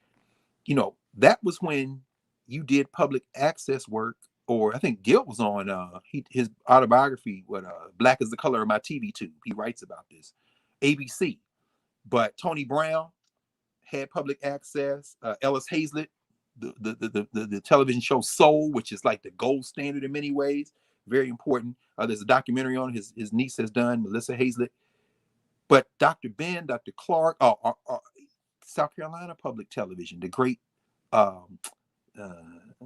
Listervelt Middleton, the great Listervelt Middleton down there. My man Bernie Gallman, Dr. Gallman in Columbia, South Carolina, very good friends. That's where you saw Shake on the Joke. That's where you saw. And to come to New York, that was considered a command performance. So yes, let's talk, brother. I'm looking forward to talking. In fact, last thing I'll say about it, because there's so many memories, and this is, man, I remember the first time we went to the Slave Theater to give a talk. Alton Maddox, who I love to this day. Alton Maddox, like, hey, brother, we want you to come up from Georgia, but New Yorker too, right? Alton Maddox wants you to come up. Man, going to the Slave No. 1 in Brooklyn to talk there at the Slave Theater. This is the thing that we have to recover while folks like all of us are around. Because people will write this narrative in ways that are not connected at all to what Hampate Ba called the living tradition. I encourage you all to go back through in class and find the episode where we talked about this question of the doma and the jelly. This is a living tradition. What we just heard was part of a living tradition. Karen, that was, man. And it was one of the first things Paul Coates said to me when I met him, that I have to write my own story. And I realized I have written 30 plus books with other people, and I have not written my own. And so I started doing that because of him. So I just want to say thank you. And thank you to all of the folks that participated, and the family, the Corzine family. They're from Texas, and Andrew, Texas. And Andrew, we will be, you know, this is a collective. This is, you know, there's so many people who are watching this who want to participate. I'm working on some things. Dr. Carr is working on some things. Somebody had a question like, you know, what book would you write if you could write any kind of book? What would the topic be? You know, we'll get to all of that. There's enough time. I know folks are anxious to get all of the questions answered, but I'm also mindful of our time and your time. We got, you know, I want this Saturday. It's your Saturday. We want to wrap up. I know we have some other people that want to ask questions, but there's next week. And I just want to say thank you so much for joining me, taking my hand on this journey. This is beyond what I could even imagine this was going to be. And it's because of you. So I want to thank you, Karen. Thank you. Now, I want to thank you and everybody watching. You realize you're watching because of Karen Hunter. In other words, there wouldn't be, this platform wouldn't exist. Thank you, and thank all the folks that you're recruiting in to help with the work. And thank you most of all for having the vision, not only today. And you know, like you said, it is Saturday, but as Dr. Obenga, another of my Jegnas, who was my dissertation supervisor, Shake on the Jokes running buddy. As he would say when he would call me at 2 o'clock in the morning to have me look over some page that I done typed up for him that he's correcting, and it's just like 10th language. English is his 10th language. And he's looking like, you missed a footnote. I said, Dr. Obenga, it's 2:30 in the morning. What, are you up? He said, it's our life. So in other words, I mean, so if we weren't here talking, I'll be somewhere in one of these books. So I appreciate that. But also for the overall arc and thrust of everything you do. I mean, for those of you who haven't, y'all need to check some of these conversations up with Randall Pinkett. Look at that. Look at how Karen is curating this collective. That's what Rosa Parks and them were doing. We don't have to agree on everything, but it's important that we come together on our common objectives. And so I want to thank you, sis, because you're giving us all a renewed lease on life, and you certainly giving it to me, because this now I can see a path forward to doing the kind of thing. And today's comments, listen, I'm gonna be floating. Yeah. Long. It's all God. It's all the ancestors. Let me thank, because I keep forgetting to thank the team, Kareem and Donica, Renee, who I ain't even asked to come in. She's a moderator. She jumps in from Switzerland, and Ninja Warrior. Y'all better be careful in them comments. Yara. I just want to thank all of the folks that are here, and please thumbs up, subscribe, share. Please. We'll see y'all next week. Dr. Carr, I love you. Love you too, sis. Talk to you.